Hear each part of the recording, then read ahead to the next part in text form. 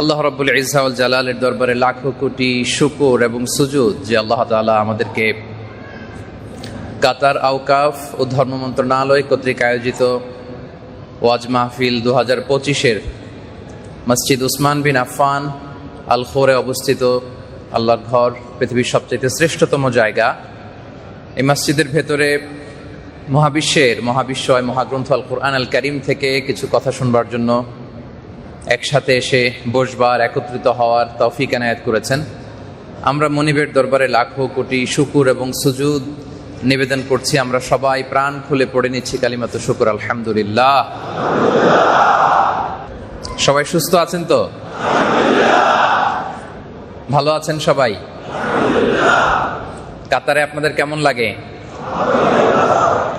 নাকি দেশের জন্য কষ্ট লাগে? হ্যাঁ, কষ্ট লাগে। দেশকে মিস করেন আপনারা? করেন না কারা কারা দেখি?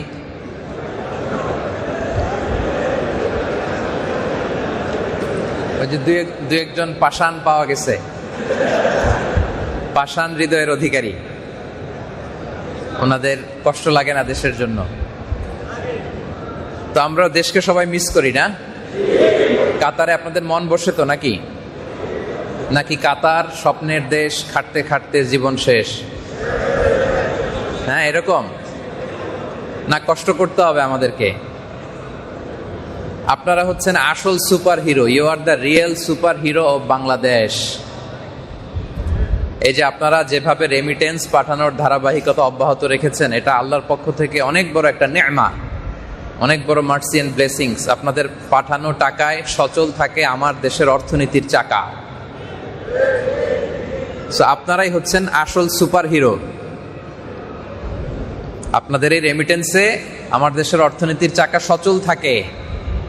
সো বুক ফুলিয়ে হাঁটবেন আর বস্তা ভরে দেশে টাকা পাঠাবেন। কি ঠিক কিনা বলেন? আর পরিশ্রমে কোনো লজ্জা নেই প্রিয় ভাইয়েরা। লজ্জা হচ্ছে অলসতায়, অকর্মণ্যতায়। পৃথিবীর সকল আম্বিয়া আলাইহিমুস সালাম ওনারা পরিশ্রমী ছিলেন। মা বাআসাল্লাহু নাবিয়্যান ইল্লা রাআল গানাম। আল্লাহর হাবিব সাল্লাল্লাহু আলাইহি ওয়া আলিহি ওয়াসাল্লাম ফরমান যে পৃথিবীতে এমন কোন নবী ছিল না যারা ছাগল চড়ায় নাই, মরুভূমিতে মেষ চড়ায় নাই, এমন কোন নবী দুনিয়াতে আসে নাই। ছাগল চড়িয়েছেন কারা কারা দেখি? ছাগল অভিজ্ঞতা আছে?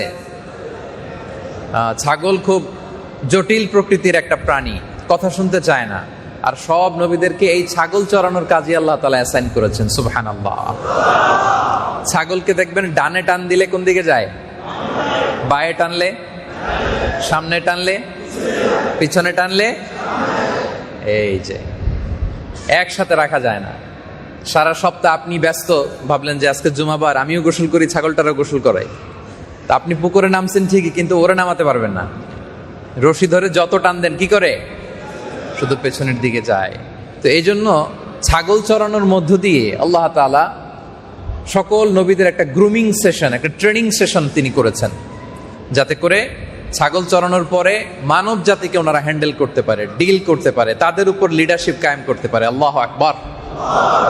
এজন্য মা বাআসাল্লাহু নাবিয়্যান ইল্লা রাআল গানাম। এমন কোন নবী ছিল না যারা ছাগল চড়ায় নাই। এবং ছাগল চড়াতে হলে অনেক ধৈর্য থাকতে হয়, পরিশ্রমী হইতে হয়। সকল নবীরা পরিশ্রমী ছিলেন, সবাই পরিশ্রমী ছিলেন। তো এই জন্য পরিশ্রমে আমাদের কোনো লজ্জা নেই। আমরা এখানে কেউ শ্রমজীবী, কেউ চাকরিজীবী, কেউ ব্যবসায়ী, আমরা হাড় ভাঙ্গা পরিশ্রম করব। কি বলেন? পরিশ্রমে কোনো লজ্জা আছে? এবং পরিশ্রমী সাহাবীদেরকে আল্লাহ রাসূল সাল্লাল্লাহু আলাইহি ওয়া আলিহি ওয়াসাল্লাম তিনি বড্ড পছন্দ করতেন। একবার আল্লাহ রাসূল সাল্লাল্লাহু আলাইহি ওয়াসাল্লাম এক সাহাবীর সাথে মুসাফা করলেন, দেখলেন যে হাতটা বড় রুক্ষ। খেজুর বাগানে কাজ করতে করতে হাত ফেটে চৌচির। রাসূল সাল্লাল্লাহু আলাইহি ওয়াসাল্লাম হাতটা ধরে পরম মমতায় নিজের মোবারক ঠোঁট দুটো দিয়ে ওই হাতে চুমু খেয়েছেন। এত ভালোবাসতেন তিনি শ্রমজীবী মানুষদেরকে। এজন্য পরিশ্রমে কোনো লজ্জা নেই। এবং আপনাদের ইনকাম হচ্ছে হালাল, হালাল ইনকাম আপনাদের। জিহাদের ময়দানে সর্বপ্রথম যে সাহাবী তীর মেরেছিলেন ওনার নাম হচ্ছে সাআদ ইবনে আবি ওয়াক্কাস। উনি একবার আল্লাহ রাসূল সাল্লাল্লাহু আলাইহি ওয়া আলিহি ওয়াসাল্লামকে জিজ্ঞেস করলেন, ইয়া রাসূলুল্লাহ উদু আল্লাহ আইয়াজআলানি মুস্তাজাবাদ দাওয়া। হে আল্লাহ রাসূল, আপনি একটু দোয়া করেন যেন আল্লাহ তাআলা আমাকে মুস্তাজাবুদ দাওয়া বানিয়ে নেয়। মুস্তাজাবুদ দাওয়া মানে কি? যে ব্যক্তি দোয়া করতে দেরি কিন্তু কবুল হতে দেরি হয় না। তিনি বললেন, ইয়া রাসূলুল্লাহ, আপনি দোয়া করেন যেন আমি মুস্তাজাবুদ দাওয়া হয়ে যাই। আল্লাহ রাসূল সাল্লাল্লাহু আলাইহি ওয়াসাল্লাম বললেন, ইয়া সাআদ আতিব আতিব মাতআমাক তাকুন মুস্তাজাবুদ দাওয়া। হে সাআদ, তুমি যেটা খাবে ওটা হালাল খেও, হালাল খেলেই তুমি মুস্তাজাবুদ দাওয়া। এখন বলেন, আপনাদের ইনকাম হালাল না হারাম? হালাল। হালালেই বারাকা, হালালেই বারাকা। হালাল আছে যেখানে বরকত আছে, হারাম আছে যেখানে বরকত নাই। আপনারা বরকতে বিশ্বাস করেন তো? হ্যাঁ, বরকতে বিশ্বাস করতে হবে। খাবারে যদি বরকত হয়, অল্প খেলেও এটাতে সুখ, শান্তি, প্রশান্তি, ঠিক কিনা বলেন? দেখবেন অনেকের অনেক ইনকাম, কোটি কোটি টাকা ইনকাম, হালাল হারাম ইচ্ছা মতো ইনকাম করে, কিন্তু একটা হসপিটালের বিল পরিশোধ করতে যে সে আবার ঋণ করা লাগে, এরকম আছে না নাই? কিন্তু আপনাদের উপার্জন হালাল, আপনারা দোয়া করলেই কবুল। এজন্য আপনাদের কাছে আমি খাস করে দোয়া চাই, আপনারা দোয়া করবেন আমাদের জন্য। কি করবেন তো? কি করবেন সবাই? আল্লাহ তাআলা আপনাদের সবাইকে ভালো রাখুন, সুস্থ রাখুন, ঈমানের সাথে রাখুন। আমরা পড়ি আমিন। কাতার খুব চমৎকার একটা দেশ। আমি ব্যক্তিগতভাবে কাতারকে খুব পছন্দ করি। কাতার গোটা উম্মাকে ধারণ করতে চায়। কাতার ফিলিস্তিন ইস্যুতে খুব সোচ্চার। মুসলিম উম্মার যারা মাজলুমিন আছে তাদের ব্যাপারে কাতার সোচ্চার। এজন্য কাতারকে আমি খুব পছন্দ করি। এটা আমার কাতারের তৃতীয় সফর। তো এরকম একটি চমৎকার মুসলিম দেশে আল্লাহ তাআলা আমাদের রিজিকের ব্যবস্থা করে দিয়েছেন, আলহামদুলিল্লাহ। এখানে না আসলে বাংলাদেশে আপনি কি করতেন? বাংলাদেশের চাকরির যে বেহাল দশা, হ্যাঁ, ব্যবসা বাণিজ্যের যে মন্দ অবস্থা, তার বিপরীতে এখানে আমরা অনেক ভালো আছি। কি বলেন? এজন্য শুকর গুজার হবেন। কি হবেন? শুকরিয়া করলে নেয়ামত বাড়িয়ে দেয় কে? লা ইন শাকারতুম লাযীদান্নাকুম ওয়া লা ইন কাফারতুম ইন্না আযাবি লাশাদীদ। যদি শুকরিয়া করো, আল্লাহ বলেন আমি নেয়ামত বাড়িয়ে দেব। আর যদি না শুকরি করো, অকৃতজ্ঞ হও, জেনে রাখো আমার শাস্তি বড্ড ভয়ঙ্কর। আমি আল্লাহ সব সময় ধরি না, ধরলে ধরে ধরে ধরে না, ধরলে আল্লাহ ছাড়ে না। এজন্য আমরা আল্লাহর পাকড়াওয়ের মধ্যে যেন না পড়ি, আমরা যেন শুকর গুজার হই। সুখে দুঃখে কষ্টে আনন্দে সব সময় আমরা বলবো আলহামদুলিল্লাহ। সব সময় কি বলবো? পারবেন তো সবাই? সুখে দুঃখে সব সময় কি পড়বো? আলহামদুলিল্লাহ। তো এরকম চমৎকার একটা দেশে আল্লাহ তাআলা আপনাদেরকে রেখেছেন। কাতার আসলেই চমৎকার একটা দেশ। এখানে এই দেশের যে এক্সিস্টিং রুলস এন্ড রেগুলেশন আছে, কানুনুদ দাওলা, এগুলো প্রবাসী হিসেবে মেনে চলা আমাদের জন্য আবশ্যক। এখানকার কোনো রুল যেন আমরা কখনো ভায়োলেট না করি, কোনো ধরনের বিশৃঙ্খলার সাথে যেন আমরা জড়িত না হই, কোনো ধরনের অন্যায়, ক্রাইম, অপকর্ম এগুলোর সাথে যেন আমরা কখনো জড়িত না হই। কারণ দেশে আমি একটা ভুল করলে লোকজন শুধু আমাকে গালি দিত। ধরেন আমার নাম আব্দুল্লাহ, আমি একটা পাপ করছি, অন্যায় করছি, ক্রাইম করছি, তো আমারে খারাপ বলবে যে আব্দুল্লাহ এই কাজ করছে। কিন্তু কাতারে, বাংলাদেশের বাইরের কোনো দেশে যদি আপনি কোনো ক্রাইম করেন, অন্যায় করেন, রুল ভায়োলেট করেন, তখন শুধু আপনারে গালি দিবে না, আপনার লাল সবুজের পতাকাটারে গালি দিবে, গোটা বাংলাদেশকে গালি দিবে। দেশের বাইরে আমরা প্রত্যেকে এক একজন ambassador, we all are the ambassador of Bangladesh. আমরা প্রত্যেকে এখানে আমাদের লাল সবুজের পতাকাকে রিপ্রেজেন্ট করি, ঠিক কিনা বলেন? আমরা প্রত্যেকে এখানে আমাদের 56,000 বর্গ মাইলের প্রতিটা ইঞ্চি মাটিকে রিপ্রেজেন্ট করি। সো এইখানে কোনো আইন ভঙ্গের সাথে যেন আমরা জড়িত না হই। কাতারের যত রুলস এন্ড রেগুলেশন আছে, যেগুলো মানতে আমরা বাধ্য, এগুলো আমরা মেনে চলবো।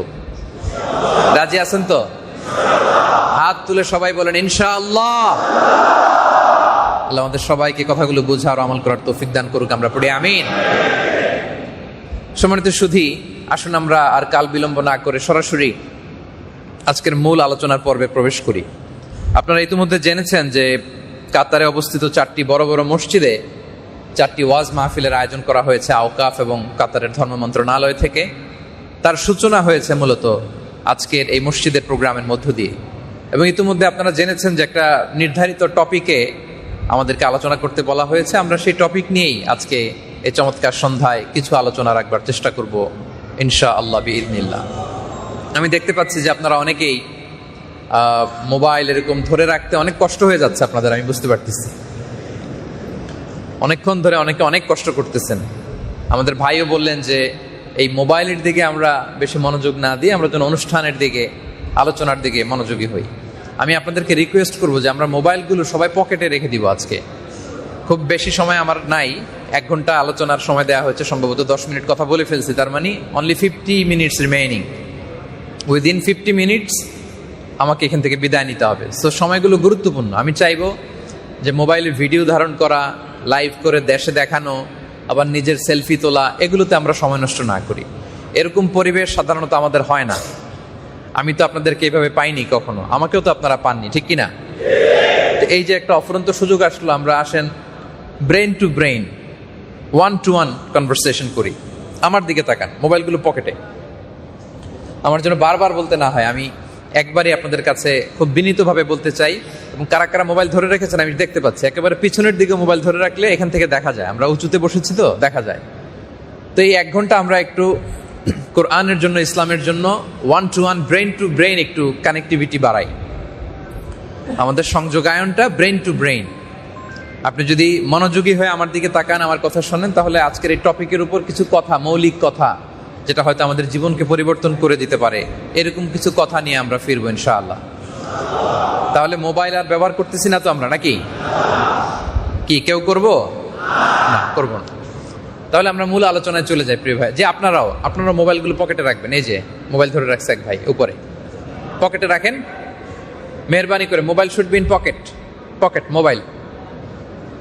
জি মাশাআল্লাহ, এই তো খুবই সুশৃঙ্খল, কাতারের ভাইরা খুবই সুশৃঙ্খল মাশাআল্লাহ। আজকে যে টপিকটার উপর আমরা আলোচনা শুনবো সেটা হচ্ছে তাওহীদের গুরুত্ব এবং তাৎপর্য। তাওহীদ মানে হচ্ছে ওয়াননেস অফ গড, আমাদের স্রষ্টা, আমাদের রব, আমাদের মাবুদ, ইলাহ, উনি যে একজন, এক, অদ্বিতীয়, ইউনিক, অ্যাবসলিউটলি অ্যাবসলিউট। এই টপিকের উপর কিছু কথা শুনবো। আওয়াজ করে বলেন তো, আমাদের রব কয়জন? আঙ্গুলকে উঁচু করে বলেন, আমাদের রব কয়জন? আমরা এক স্রষ্টায় বিশ্বাসী, ঠিক কিনা বলেন? এতে আমাদের সুবিধা না অসুবিধা বলেন? আচ্ছা, আমাদের খোদা যদি একজন না হয়ে 3 জন হইতো, অসুবিধা হইতো না? এক খোদার নিয়মগুলোই তো মেনে সারতে পারি না, কি বলেন? তো খোদা 3 জন হইলে নিয়ম কারণ হইতো 3 ডবল, ঠিক কিনা? আরো বেশি কষ্ট হইতো না? বরং একজনকে যদি আমরা সামহাও ম্যানেজ করতে পারি, ওনাকে যদি সন্তুষ্ট করতে পারি, ওনার ইবাদত করে যদি ওনাকে খুশি করতে পারি, তাহলেই তো আমাদের মুক্তি, ঠিক কিনা বলেন? আমরা সবাই মুক্তি চাই, নাজাত চাই এবং আল্লাহর জান্নাত চাই, তাই না? তাহলে আমরা এক আল্লাহ বিশ্বাসী। এ প্রসঙ্গে একটি আয়াত দিয়ে আমি শুরু করেছি যে ইন্নানি আনাল্লাহ লা ইলাহা ইল্লা আনা ফা'বুদনি ওয়া আকিমিস সালাতা লিযিকরি। মুসা আলাইহিস সালাম যখন মাদিয়ানের বর্ডার থেকে ইজিপ্টে ঢুকবেন, ঠিক ওই টাইমে আল্লাহ তাআলা চাইলেন যে এখন আমি মুসাকে নবী বানাবো। তো ফলে আল্লাহ তাআলা প্রত্যাদেশ করলেন, ইন্নানি আনাল্লাহ, হে মুসা আমি হচ্ছি আল্লাহ। আমি কি? লা ইলাহা ইল্লা আনা, আমি ছাড়া কোনো ইলাহ নাই। ওয়া আকিমিস সালাতা লিযিকরি, আমার স্মরণে সালাত কায়েম করো। তাহলে আল্লাহ নিজের পরিচয় দিচ্ছেন এই বলে যে আমি হচ্ছি আল্লাহ, ইন্নানি আনাল্লাহ। তাহলে আল্লাহর আসল নাম হচ্ছে আল্লাহ, যদিও আল্লাহর অনেক সুন্দর সুন্দর নাম আছে, কিন্তু আল্লাহর আসল নাম কি? আল্লাহ। এবং আল্লাহর নামটা আল্লাহ নিজেই রেখেছেন। কে রেখেছে? আপনার নাম কে রাখছে? ওই যে বলে আল্লাহ, ওনার নাম বলে আল্লাহ রাখছে। আপনার নাম কে রাখছে বলেন তো? আপনার বাবা কিংবা আপনার দাদা কিংবা নানা। আল্লাহর কি বাবা আছে? দাদা আছে? আল্লাহ বলেন লাম ইয়ালিদ ওয়ালাম, আমি জন্ম দেইও নাই আবার জন্ম নেইও নাই। আল্লাহু আকবার। তো আল্লাহর যেহেতু বাবা নাই, দাদা নাই, কেউ নাই, এজন্য আল্লাহ বলে আমার নামটা আমি আল্লাহ নিজেই রেখে দিয়েছি। ইন্নানি আনাল্লাহু লা ইলাহা ইল্লা আনা ফা'বুদনি ওয়া আকিমিস সালাতা লিযিকরি। নিশ্চয় আমি আল্লাহ, আমি ছাড়া কোনো ইলাহ নাই, আর আমার স্মরণে সালাত কায়েম করো। এই যে মোবাইল পকেটে রাখতে হবে, তা নাহলে বারবার আমাকে বলতে হবে। মোবাইল দেখলে আমি বলবো পকেটে রাখবেন। তাহলে আল্লাহ তাআলা তার নামটা নিজেই রেখেছেন। এবং আল্লাহ নামের মতো এত সুন্দর নাম পৃথিবীতে আর নাই, আছে? এই নামটা মহাবিশ্বের সব আল্লাহর প্রিয় ভাজন বান্দারা জপেছে, এই নামটা ধরেই তাকে ডেকেছে। এই নামটা আপনাদের কেমন লাগে বলেন? আল্লাহ নাম ধরে আল্লাহকে ডাকতে, তাকে স্মরণ করতে আপনাদের কেমন লাগে? আওয়াজ করে আল্লাহরা ডাকেন, বলেন আল্লাহ। প্রাণ ভরে, মন ভরে, হৃদয় নিংড়ানো মনের সবটুকুন ভালোবাসাকে উজাড় করে দিয়ে আপনার রবকে ডাকেন, বলেন আল্লাহ। আল্লাহ নাম যতই জপি ততই মধুর লাগে, নামে এত জাদু থাকে কে জানি তো আগে। আল্লাহ নাম যতই জপি, ও নাম জপে প্রিয়তম, ও নামে জপে মজনু সম, ওই নামে পাপিয়া গাহে হৃদয়ে গোলাপে বাগে। আল্লাহ নাম যতই জপি, সুবহানাল্লাহ পড়েন। এ নাম যতই জপি ততই জপতে মনে চায়, ঠিক কিনা? আল্লাহ নিজেই নিজের পরিচয় দিয়ে বললেন, ইন্নানি আনাল্লাহ লা ইলাহা ইল্লা আনা ফা'বুদনি, আমি হচ্ছি আল্লাহ, আমি ছাড়া কোনো ইলাহ নাই, আমারই ইবাদত করো। এটাই হচ্ছে তাওহীদ। এটাই কি তাওহীদের মূল কথা? হচ্ছে আল্লাহ এক, তিনি অদ্বিতীয়, তিনি একমাত্র আমাদের সৃষ্টিকর্তা, তিনি আমাদের পালনকর্তা। উপাসনার সত্তা হিসেবে তিনি ছাড়া দ্বিতীয় কোনো সত্তা মহাবিশ্বে নাই, ঠিক কিনা বলেন? এটাই হচ্ছে তাওহীদ। আর সব নবীরা এই তাওহীদের দাওয়াত দিতেই জমিনে এসেছেন।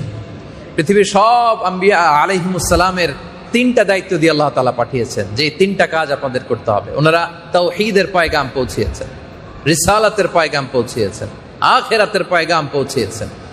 এই তিনটা দায়িত্ব ছিল সব নবীদের মিশন। তার প্রথম মিশন হচ্ছে তাওহীদ। সকল নবীরা তার উম্মতের কাছে, তার কওমের কাছে এই দাওয়াত দিয়েছেন। তারা বলেছেন, ইয়া কওমি ইবুদুল্লাহ মা লাকুম মিন ইলাহিন গায়রু আফালা তাত্তাকুন, হে আমার জাতিগোষ্ঠীর লোকেরা, এক আল্লাহর ইবাদত করো, এক আল্লাহর ইবাদত করো, তিনি ছাড়া তোমাদের দ্বিতীয় কোনো ইলাহ নাই। এই দাওয়াত দেওয়ার জন্যই, জাতিকে রবের সাথে পরিচিত করে দেওয়ার জন্যই, জাতিকে আল্লাহর সাথে পরিচিত করে দেওয়ার জন্যই পৃথিবীতে নবীরা এসেছেন। সুবহানাল্লাহ পড়ো। সব নবীরা এই দাওয়াতটাই দিয়েছেন, এক আল্লাহর দাওয়াত। তো তাহলে তাওহীদের যে মূল কথা, মূল এসেন্স আমরা বুঝে গিয়েছি যে রব হিসেবে, মাবুদ হিসেবে, পালনকর্তা হিসেবে, সৃষ্টিকর্তা হিসেবে এক এবং একক সত্তাকে আমরা মানব। তিনি কে? এই তাওহীদের তিনটা ধরন আছে, তিনটা প্রকার আছে। এক হচ্ছে তাওহীদুর রুবুবিয়্যা, দুই নাম্বার হচ্ছে তাওহীদুল উলুহিয়্যা, তিন নাম্বার হচ্ছে তাওহীদুল আসমা ওয়াস সিফাত। আরবি পরিভাষাগুলো আপনাদের কাছে কঠিন মনে হতে পারে, আমি খুব সহজ করে আপনাদেরকে বুঝাবো। তাওহীদুর রুবুবিয়্যা মানে হচ্ছে আল্লাহকে একমাত্র প্রতিপালনকারী, বিশ্বজগতের একমাত্র প্রতিপালক হিসেবে স্বীকৃতি দেওয়ার নাম হচ্ছে তাওহীদুর রুবুবিয়্যা। মানে তিনি একমাত্র আমাদের রব। আমাদের একমাত্র রব কে? আওয়াজ করে বলেন, একমাত্র রব কে? তিনি আমাদের রব, আমাদের প্রতিপালক।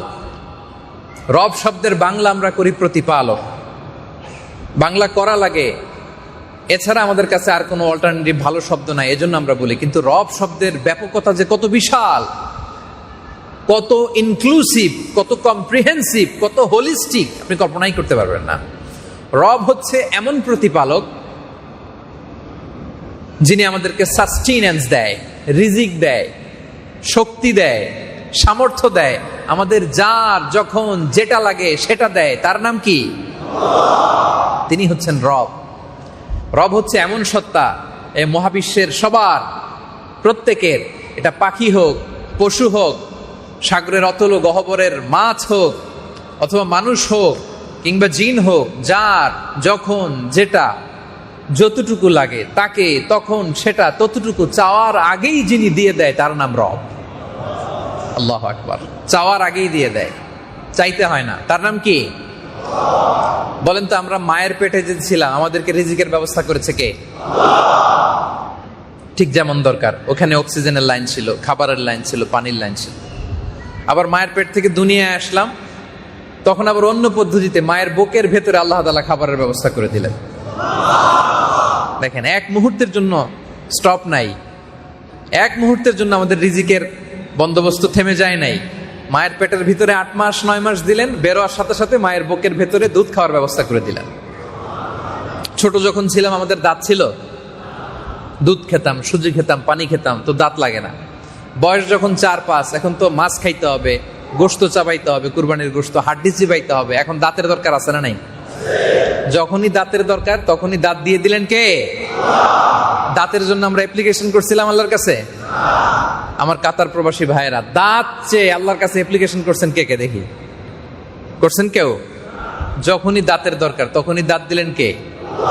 আল্লাহু আকবার। তার মানে যার যখন যেটা যতটুকু লাগে তাকে তখন সেটা ততটুকু চাওয়ার আগেই যিনি দিয়ে দেয় তার নাম রব। আওয়াজ করে বলেন, তার নাম কি?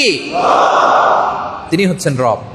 পাখিগুলোর দিকে তাকান, পক্ষীকুল, সাগরের ভেতরে মাছের দিকে তাকান, মৎস্যকুল, যার যেটা লাগে যেভাবে লাগে পাখিগুলোকে রিজিক দেয় কে? প্রতিদিন সকালবেলা তাকদু খিমাসান তারুহু বিতারান। এই যে কোটি কোটি পাখি, আফ্রিকার জঙ্গলের কথা যদি চিন্তা করেন, কত হাজার লক্ষ লক্ষ কোটি পাখি সকালবেলা বেরোয় বাসা থেকে, বিকেলবেলা পাখিগুলোর ওদর পূর্তি করে আবার পাখিগুলোর বাসায় ফিরায় দেয় কে? তিনি রব। কত জাতের পাখি যা আছে, একটা পাখি আছে এটার নাম হচ্ছে হোমা বার্ড। কি নাম? হোমা বার্ড। এই পাখি একবার উঠতে আরম্ভ করলে টানা 6 মাস আকাশে উড়ে। কয় মাস? 6 মাস উঠতেই থাকে, ল্যান্ডিং করে না। এবং কোনো মা পাখি, গর্ভবতী পাখি যদি উঠতে থাকে, এটা ডিম পারে, ওই ডিম জমিনে পড়ার আগেই শূন্যের মধ্যে থাকতে ওই ডিম ফেটে বাচ্চা বের হয়ে ওইটা উঠতে আরম্ভ করে। দেখেন তার কিভাবে সার্ভাইভ করতে হবে, ওই পাখির কিভাবে চলতে হবে, তার জীবন ধরন কেমন, এগুলো সব কিছু শিখাই দিল কে? তিনি হচ্ছেন রব। যার যখন যেটা লাগে সেটা যিনি দেন। কত সুন্দর করে এই মহাবিশ্বকে তিনি আমাদের জন্য তৈরি করেছেন, কত চমৎকার করে জমিনটাকে ফ্ল্যাট বানিয়েছেন। দেখেন একই জমিন, একই মাটি, একই পটাশিয়াম, একই ফসফরাস, একই উপাদান, কিন্তু মাটির এইখানে যদি আপনি আমের বীজ দিয়ে দেন আম গাছ হয় মিষ্টি, আবার একই মাটির এই পাশে যদি তেঁতুলের বীজ দিয়ে দেন তেঁতুলের মধ্যে আবার টক। সুবহানাল্লাহ পড়েন। দেখেন এক ফলের স্বাদের সাথে আরেক ফলের মিল নাই, আছে? আমের যেই স্বাদ এটার সাথে তরমুজের মিল আছে? তরমুজের ভেতরে যে টেস্ট এটার সাথে কলার কোনো মিল আছে? একটার ফ্র্যাগনেন্সের সাথে, একটার স্মেলের সাথে, একটা টেস্টের সাথে, একটা যে নিউট্রিশন ভ্যালু এটার সাথে আরেকটার কোনো মিল আছে? যেখানে যেটা যতটুকু আমাদেরকে লাগবে মুহূর্তে সেটা দিয়ে দেয় কে? আপনাদের এই আরব বিশ্বে যে উটগুলো আছে দেখবেন এগুলোর গায়ের মধ্যে বড় বড় পশম হয় না, কিন্তু স্ক্যান্ডিনেভিয়ান কান্ট্রিগুলোতে যেখানে বরফ, সারা বছর বরফ থাকে, ঠান্ডা, হিমবাহ, প্রচন্ড ঠান্ডা, ওখানেও কিন্তু উট হয়। ওই উট আর এই উট একরকম নয়। ওই হিমবাহ এলাকার উটগুলো, ওগুলোর গায়ের মধ্যে বিশাল বিশাল পশম। প্রাকৃতিকভাবে আল্লাহ তাআলা বিশাল কম্বল গায়ে দিয়ে ওকে দুনিয়াতে পাঠাইছে যাতে ওই স্ক্যান্ডিনেভিয়ান কান্ট্রির শীত ঠান্ডা তাকে কষ্ট না দেয়। চিল্লায় পড়েন আল্লাহু আকবার। তাহলে প্রতিটা প্রাণীর, প্রতিটা পাখির, প্রতিটা মাছের, প্রতিটা জীবের, প্রতিটা সৃষ্টির যার যখন যেটা লাগে চাওয়ার আগে যেই সত্তা দিয়ে দেয় তার নাম রব। ওই যে এরপরও কিছু ভাইরা মোবাইল দিয়ে ভিডিও করতেছে, এত বলার পরেও আরে ভাই আলোচনায় কোনো মনোযোগ নাই, কেউ মোবাইল বের করবেন না মেহেরবানি করে, আমার দিকে তাকান। তাহলে এই যে আল্লাহ তাআলা যে আমাদের প্রতিপালক, সব রিজিকের বন্দোবস্ত তিনিই করেন, তিনি ছাড়া দ্বিতীয় কোনো সত্তা আমাদেরকে বাঁচাতে পারেন না। এই যে চিন্তাটা, এই যে আইডিয়াটা, এটার নাম হচ্ছে তাওহীদুর রুবুবিয়্যাহ। বিশ্বজগতের একমাত্র প্রতিপালক হচ্ছেন আল্লাহ, তিনি আমাদের রব, তিনি আমাদের কি? এজন্য সূরাতুল ফাতিহাতে আমরা পড়ি, সবসময় এটাই পড়ি। সূরা ফাতিহার মধ্যে আপনি উদাহরণ পেয়ে যাবেন। আমরা পড়ি আলহামদুলিল্লাহি, আওয়াজ করে সবাই পড়বেন আলহামদুলিল্লাহি, প্রশংসা সেই আল্লাহর যিনি হচ্ছেন রব্বুল আলামিন, জগৎ সমূহের রব, জগৎ সমূহের রব। সবাইকে তিনি রিজিক দেন, সবাইকে তিনি বাঁচার জন্য যা দরকার দেন, তিনি হচ্ছেন রব। তিনি কি? রবটা আল্লাহর এত গুরুত্বপূর্ণ একটা নাম, এটার স্বীকৃতি নেয়, অ্যাকনোলেজমেন্ট নেয় এত গুরুত্বপূর্ণ। এটা শুধু দুনিয়ার জীবনেই নয়, রুহের জগতেই এই রুবুবিয়াতের স্বীকৃতি দিয়ে আমরা পৃথিবীতে এসেছি। রুহের জগতে আল্লাহ তাআলা এরকম বিশাল রুহের জগতে কনফারেন্স করে একটা কভেনেন্ট করেছিলেন, চুক্তি আমাদের সাথে। তিনি জিজ্ঞেস করেছিলেন আলাস্তু বিরাব্বিকুম, আলাস্তু বিরাব্বিকুম, আমি কি তোমাদের রব নই? ক্বালু বালা শাহিদিনা, আমরা সবাই বলেছিলাম আল্লাহ তুমি আমার রব। কি বলেছিলাম? তাহলে রবের স্বীকৃতি দুনিয়াতে আসার আগেই, ঠিক কিনা বলেন? রুহের জগতেই তিনি যে আমাদের রব, ওই রুবুবিয়াতের সাথে আমাদেরকে পরিচয় করে দিয়েছে কে? এই জন্য দেখবেন দুনিয়াতে আসার পরে কেউ যদি অমুসলিমও হয়, হিন্দুও হয়, বৌদ্ধও হয়, নাস্তিকও হয়, তার সামনে ইসলামকে যদি সুন্দরভাবে প্রেজেন্ট করা যায়, সে ইসলাম কবুল করে ফেলে। পশ্চিমা বিশ্বে দেখা যায় আধা ঘন্টার ছোট্ট একটা দাওয়া সেশন করলে ওই জায়গার মধ্যে দাঁড়িয়ে অনেক খ্রিস্টান পড়তেছে আশহাদু আল্লা ইলাহা ইল্লাল্লাহ ওয়া আশহাদু আন্না মুহাম্মাদুর রাসূলুল্লাহ। কারণ কি এত দ্রুত কনভিন্স হয়ে যায় কেন? এর কারণ রুহের জগতে ইসলামের সাথে, রবের সাথে সে পরিচিত হয়ে এসেছিল। দুনিয়াতে যখন সুন্দরভাবে প্রেজেন্ট করা হয় তখন ইসলামকে তার বড্ড চেনা চেনা লাগে, ইসলামকে তার কাছে বড্ড আপন আপন লাগে। কারণ রুহের জগতে আমরা ওয়াদা দিয়ে আসছি, ক্বালু বালা, আমরা বলে এসেছিলাম আল্লাহ তুমি আমাদের রব, তুমি আমাদের। আবার কবরে যদি চলে যাই, কবরের প্রথম প্রশ্ন কি নিয়ে? আওয়াজ করে বলেন কি নিয়ে? কবরের প্রথম প্রশ্ন কি? মার রব্বুক, উত্তর কি? রব্বি আল্লাহ, আমাদের রব কে? আওয়াজ করে বলুন আমাদের রব কে? আল্লাহ আমারে রব, আল্লাহ আমারে রব, দমে দমে তনু মনে তারি অনুভব, আল্লাহ আমারে রব। তোমার দুনিয়াতে আমি যেদিকে তাকাই, অথই নেয়ামাতে ডুবে আছি সবাই। পাক পাখালির গানে শুনি তাসবিহ কল রব, তাসবিহ কল রব, আল্লাহ আমারে রব। তাহলে আমাদের রব কে? আলহামদুলিল্লাহ রাব্বিল আলামিন, প্রশংসা সেই আল্লাহর যিনি জগৎ সমূহের রব। এটা হচ্ছে তাওহীদুর রুবুবিয়্যা, একমাত্র প্রতিপালনকারী তিনি, বিশ্বজগতের একমাত্র প্রতিপালক তিনি, তার নাম হচ্ছে রব। তার নাম কি? রব। তাহলে প্রথম প্রকার বুঝে গেলাম তাওহীদুর রুবুবিয়্যা, ইজি না ব্যাপারটা? আচ্ছা, দুই নম্বর হচ্ছে তাওহীদুল উলুহিয়্যা, ইলাহ হিসেবে, ইলাহ মানে আল মা'লুহ মানে মা'বুদ, ইবাদতের একমাত্র, ইবাদতের জন্য একমাত্র উপযুক্ত সত্তা হচ্ছেন আল্লাহ। আল্লাহ ছাড়া অন্য কারো ইবাদত করা যাবে না।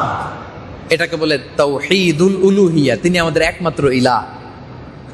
আল্লাহ ছাড়া কারো সামনে মাথা নত করা যাবে না, আল্লাহ ছাড়া কারো সামনে ফরিয়াদের দুই হাত উঁচু করা যাবে না। এই কনসেপ্টটার নাম হচ্ছে তাওহীদুল উলুহিয়্যা। ইবাদতের একমাত্র অধিকারী কে? সেজদা পাওয়ার একমাত্র অধিকারী কে? ফরিয়াদ যে আমরা করব তার জন্য একমাত্র উপযুক্ত সত্তা কে? আল্লাহ বলছেন ওয়া ইলাহুকুম ইলাহু ওয়াহিদ, তোমাদের ইলাহ বা মা'বুদ তিনি হচ্ছেন একজন, লা ইলাহা ইল্লাহু, তিনি ছাড়া কোনো ইলাহ নাই। হুয়ার রহমানুর রহিম, তিনি দয়াময়, তিনি মেহেরবান। সুবহানাল্লাহ। তাহলে আমরা চাইবো কার কাছে? ফরিয়াদ করব কার কাছে? মনের দুঃখ জ্বালা যন্ত্রণা পেশ করব কার কাছে? বিপদে পড়লে, কষ্টে থাকলে শেয়ার করব কার কাছে? কিন্তু আমরা শেয়ার করি কই? সবার আগে ফেসবুকে নাকি? বিপদে পড়লেই শেয়ার করি কোথায়? বিপদে পড়লেই দেখবেন মোবাইল নিয়ে শেয়ার দিছি কই? কথা বলে না। আসলে আমরা শেয়ার করব কার সাথে? আমার স্ত্রীর সাথে শেয়ার করার আগে শেয়ার করব কার সাথে? বন্ধুর সাথে শেয়ার করার আগে শেয়ার করব কার সাথে? মনে থাকবে? কারণ তিনি আমার ইলাহ।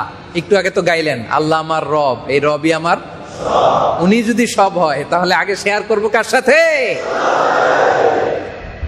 ওয়া ইলাহুকুম ইলাহু ওয়াহিদ, তোমাদের ইলাহ এক, এক মা'বুদ, তার সামনে মাথা নত করো, ফরিয়াদির হাত তার সামনে উত্তোলন করো। ইদা সাআলতা ফাসআলিল্লাহ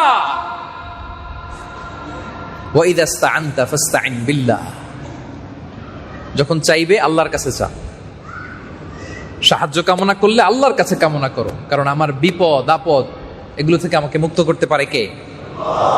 আর কোন সত্তা আমাকে সুস্থ রাখতে পারে? বিপদ থেকে উদ্ধার করতে পারে? বলেন পারে? আপনি বিপদে আছেন, কেউ রক্ষা করতে পারবে? আপনার ভিসা হয় না, এই ঝামেলা ওই ঝামেলা, আপনার বাঁচাতে পারে কে?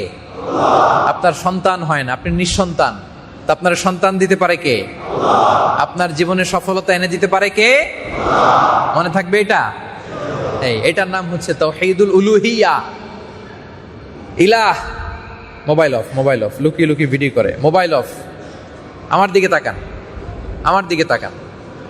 এজন্য আল্লাহ তাআলা বলছেন ওয়াকাদা রাব্বুকা আল্লা তা'বুদু ইল্লা ইয়্যাহ ওয়া বিল ওয়ালিদাইনি ইহসান। আল্লাহর ফয়সালা হলো আল্লাহ ছাড়া কারো ইবাদত চলবে না। এখন যদি আপনি আল্লাহরও ডাকেন, আশেপাশে অন্য কাউরও ডাকেন, হবে? হ্যাঁ, অনেকে আছে না আল্লাহরও ডাকে, বাবারেও ডাকে, হ্যাঁ, আল্লাহরও সেজদা দেয়, আবার মাজারে যেও সেজদা দেয়, এরকম আছে না নাই? খবরদার, সব শেষ, সব শেষ হয়ে যাবে। চাইতে হবে একজনের কাছে, তিনি কে? সন্তান হয় না, কার কাছে চাবো? অসুস্থ, শেফা কার কাছে চাবো? বিপদে আছি, মুক্তির জন্য কাঁদবো কার কাছে? এটাকেই বলে তাওহীদুল উলুহিয়া। ইলাহ, মা'বুদ, তিনি আমাদের একজন, তিনি কে? তাহলে রবও বুঝে গেলাম, ইলাহও বুঝে গেলাম, নাকি? 3 নাম্বার হচ্ছে তাওহীদুল আসমা ওয়াস সিফাত। আল্লাহর অনেক সুন্দর সুন্দর নাম আছে। প্রথম তো আমরা একটার কথা বললাম যে ইন্নানি আনাল্লাহ, আল্লাহ নিজেই নিজের নাম রেখেছেন আল্লাহ। এটা আল্লাহর আসল নাম, এটা আল্লাহর কি নাম? কিন্তু এটা ছাড়াও আল্লাহর আরো চমৎকার চমৎকার 99টা নাম আছে। কয়টা? এই চমৎকার চমৎকার নামগুলো আল্লাহ নিজের জন্য খাস করেছেন। আল্লাহর এই সুন্দর নামগুলো, এগুলোতে বিশ্বাস করা, তার সুউচ্চ গুণাবলীতে বিশ্বাস করা, এবং এই নামগুলো যে শুধু তার জন্যই খাস, এগুলোতে বিশ্বাস করার নাম হচ্ছে তাওহীদুল আসমাই ওয়াস সিফাত। আল্লাহর চমৎকার চমৎকার নামগুলোর ব্যাপারে বিশ্বাস করা। সুবহানাল্লাহ পড়েন। আল্লাহ বলছেন ওয়ালিল্লাহিল আসমাউল হুসনা ফাদউহু বিহা। আল্লাহর অনেক সুন্দর সুন্দর নাম আছে, এগুলো ধরে তারে ডাকো। এজন্য দোয়ার সময় বলবেন ইয়া রহমান, ইয়া রহিম, ইয়া হাইয়ু, ইয়া কাইয়ুম। পারবেন?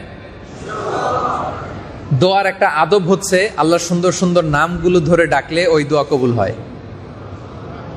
আমরা যে দোয়া করি, এই দোয়া কবুল হোক আমরা চাই কি চাই না? দোয়ার মধ্যে আবেগ জুড়ে দিতে হবে। হ্যাঁ, দোয়া should be emotional, not robotic দোয়া। আমাদের অনেকের দোয়া হচ্ছে রোবোটিক দোয়া, দোয়া করা লাগে তাই করি, এরকম আছে না? নাই না। দোয়াতে আপনি চোখের পানি ফেলবেন। চোখের পানি আল্লাহর কাছে বড্ড প্রিয়। 2 ফোঁটা পানি আল্লাহর কাছে সবচেয়ে প্রিয়। এক হচ্ছে জিহাদের ময়দানে শহীদের গা থেকে বেয়ে পড়া রক্তের ফোঁটা, 2 হচ্ছে অনুতপ্ত বান্দার চোখের পানির ফোঁটা। আই রিপিট, আমি আবারও বলছি, 2 ফোঁটা পানি আল্লাহর কাছে প্রিয়। এক হচ্ছে জিহাদের ময়দানে শহীদের শরীর বেয়ে ঝরে পড়া রক্তের ফোঁটা, আর দ্বিতীয় হচ্ছে অনুতপ্ত বান্দার চোখের পানির ফোঁটা। বান্দা যখন অনুতপ্ত হয়ে মাথা নিচু করে চোখের পানি বিসর্জন দেয়, তার চোখের পানি চোখ বেয়ে, নাকের ডগা বেয়ে জমিনে ড্রপ করার আগেই আল্লাহ বান্দার জীবনের সব গুনাহ মাফ করে দেয়। কারণ তিনি রহমান, তিনি রাহিম, তার দয়ার কোনো শেষ নাই, তার মায়ার কোনো শেষ নাই, তিনি দয়ার আধার। আপনার গুনাহ যত বড়ই হোক, তার রহমান নামের দরিয়া তার চাইতেও বড়। আপনি কি পাপ করছেন, কি অন্যায় করেছেন, কি ভুল আর আপনি করেছেন? আপনার ভুল, পাপ, অন্যায় যত বড়, আল্লাহর রহমান নামের দরিয়া তার চাইতেও কোটি গুণে বড়।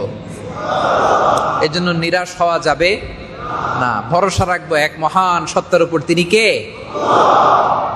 আবার অন্য আয়াতে আল্লাহ বলছেন কুলিদু আল্লাহ আও ইদুর রহমান আইয়াম্মা তাদউ ফালাহুল আসমাউল হুসনা। তুমি আমারে আল্লাহ নামে ডাকো কিংবা রহমান নামে ডাকো, যে নামেই ডাকো না কেন, আমার সুন্দর সুন্দর অনেকগুলো নাম আছে। সুবহানাল্লাহ। তাই জন্য দোয়াতে কি করবেন? দোয়াতে ইয়া রহমান, ইয়া রহিম, ইয়া হাইয়ু, ইয়া কাইয়ুম, এগুলো বলে ডাকতে পারবেন আল্লাহরে? আওয়াজ করে আল্লাহরে ডাকেন, বলেন ইয়া রহমান, ইয়া রহিম, ইয়া হাইয়ু ইয়া কাইয়ুম। আল্লাহ রাসূল সাল্লাল্লাহু আলাইহি ওয়া আলিহি ওয়াসাল্লাম বিপদে পড়ে গেলে এভাবে ডাকতেন, ইয়া হাইয়ু ইয়া কাইয়ুম বিরহমাতিকা আস্তাগীথ আসলিহ লি শা'নি কুল্লাহ ওয়া লা তাকিলনি ইলা নাফসি তারফাতা আইন। হে শাশ্বত চিরঞ্জীব, তুমি রহম করো, তুমি দয়া করো, তোমার দিকে ছাড়া অন্য কারো দিকে আমাকে তুমি ন্যস্ত করো না আল্লাহ, তুমি হেফাজত করো। এভাবে কেঁদে কেঁদে আল্লাহ রাসূল সাল্লাল্লাহু আলাইহি ওয়া আলিহি ওয়াসাল্লাম তিনি দোয়া করতেন। আমরা দোয়াতে যেন আল্লাহর নামগুলো ধরে ধরে ডাকি, কি পারবেন তো? কুল ইদউল্লাহ আও ইদউর রহমান আইয়াম্মা তাদউ ফালাহুল আসমাউল হুসনা। অনেক সুন্দর সুন্দর নাম আছে, এগুলো ধরে আমরা ডাকবো। আল্লাহ রাসূল সাল্লাল্লাহু আলাইহি ওয়া আলিহি ওয়াসাল্লাম তিনি ইরশাদ করেন, ইন্না লিল্লাহি 99 ইসমা মিআতান ইল্লা ওয়াহিদা মান আহসাহা দাখালাল জান্নাহ। আল্লাহর 100 কম 100 মানে 99টা নাম আছে।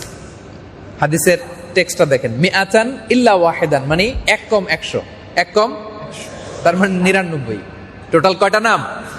99টা নাম। আল্লাহর হাবিব সাল্লাল্লাহু আলাইহি ওয়াসাল্লাম ফরমান, যে ব্যক্তি এই নামগুলো আয়ত্ত করবে, এর অর্থ বুঝে এই নামগুলো মুখস্থ করবে, ইখলাসের সাথে বরকতের নিয়তে পাঠ করবে এবং এই নামগুলোর যে গুণ ফিচার, এই গুণে গুণান্বিত হওয়ার চেষ্টা করবে, মান আহসাহা দাখালাল জান্নাহ, আল্লাহ তাআলা তাকে জান্নাতি বানিয়ে দিবেন। এজন্য আল্লাহর 99 নাম মুখস্থ করবেন। রাজি আছেন তো? হাত তুলে আওয়াজ করে বলেন ইনশাআল্লাহ। তাহলে তাওহীদুল আসমাই ওয়াস সিফাত এটাও ক্লিয়ার আমাদের। তাওহীদুর রুবুবিয়্যাহ আমরা বুঝলাম, তাওহীদুল উলুহিয়্যাহ আমরা বুঝলাম, তাওহীদুল আসমাই ওয়াস সিফাত এটাও বুঝছেন আপনারা? ক্লিয়ার তো? সবই তো বুঝে গেছেন। তাহলে রব হিসেবে আমরা মানি একজনকে, তিনি কে? আমাদের মাবুদ একজন, তিনি কে? আর আল্লাহর সুন্দর সুন্দর নামগুলো ধরে আমরা তাকে ডাকবো ইনশাআল্লাহ। বলেন তাওহীদের একটা অন্যতম দাবি হচ্ছে যে যারা তাওহীদে বিশ্বাসী মুওয়াহিদুন, তারা তাদের সব কাজ করবে একমাত্র আল্লাহর খুশির জন্য, আল্লাহর সন্তুষ্টির জন্য। ঠিক কিনা বলেন? কার খুশির জন্য? আমরা দুনিয়ার কোন সত্তাকে খুশি করতে চাই? দুনিয়ার কোন সত্তাকে পরোয়া করি? তাওহীদের আদর্শে যে বিশ্বাসী, সে পৃথিবীর কোন শক্তির সামনে মাথা নত করে না। তাওহীদের বাণী লা ইলাহা ইল্লাল্লাহ, এটা একটা বিপ্লবী বাণী। এটা কি বাণী? বিপ্লবী বাণী। এটা একবার যে ধারণ করে, পৃথিবীর কোন শক্তির সামনে সে মাথা নত করে না। সে সবকিছু করে কার খুশির জন্য?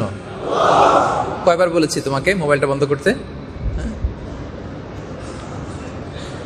আল্লাহ বলছেন, কুল ইন্না সলাতি ওয়া নুসুকি ওয়া মাহইয়ায়া ওয়া মামাতি লিল্লাহি রাব্বিল আলামিন। হে নবী, আপনি বলুন, আমার নামাজ, আমার হজ, আমার জীবন, আমার মরণ সবকিছু একজন সত্তার জন্য। তিনি কে?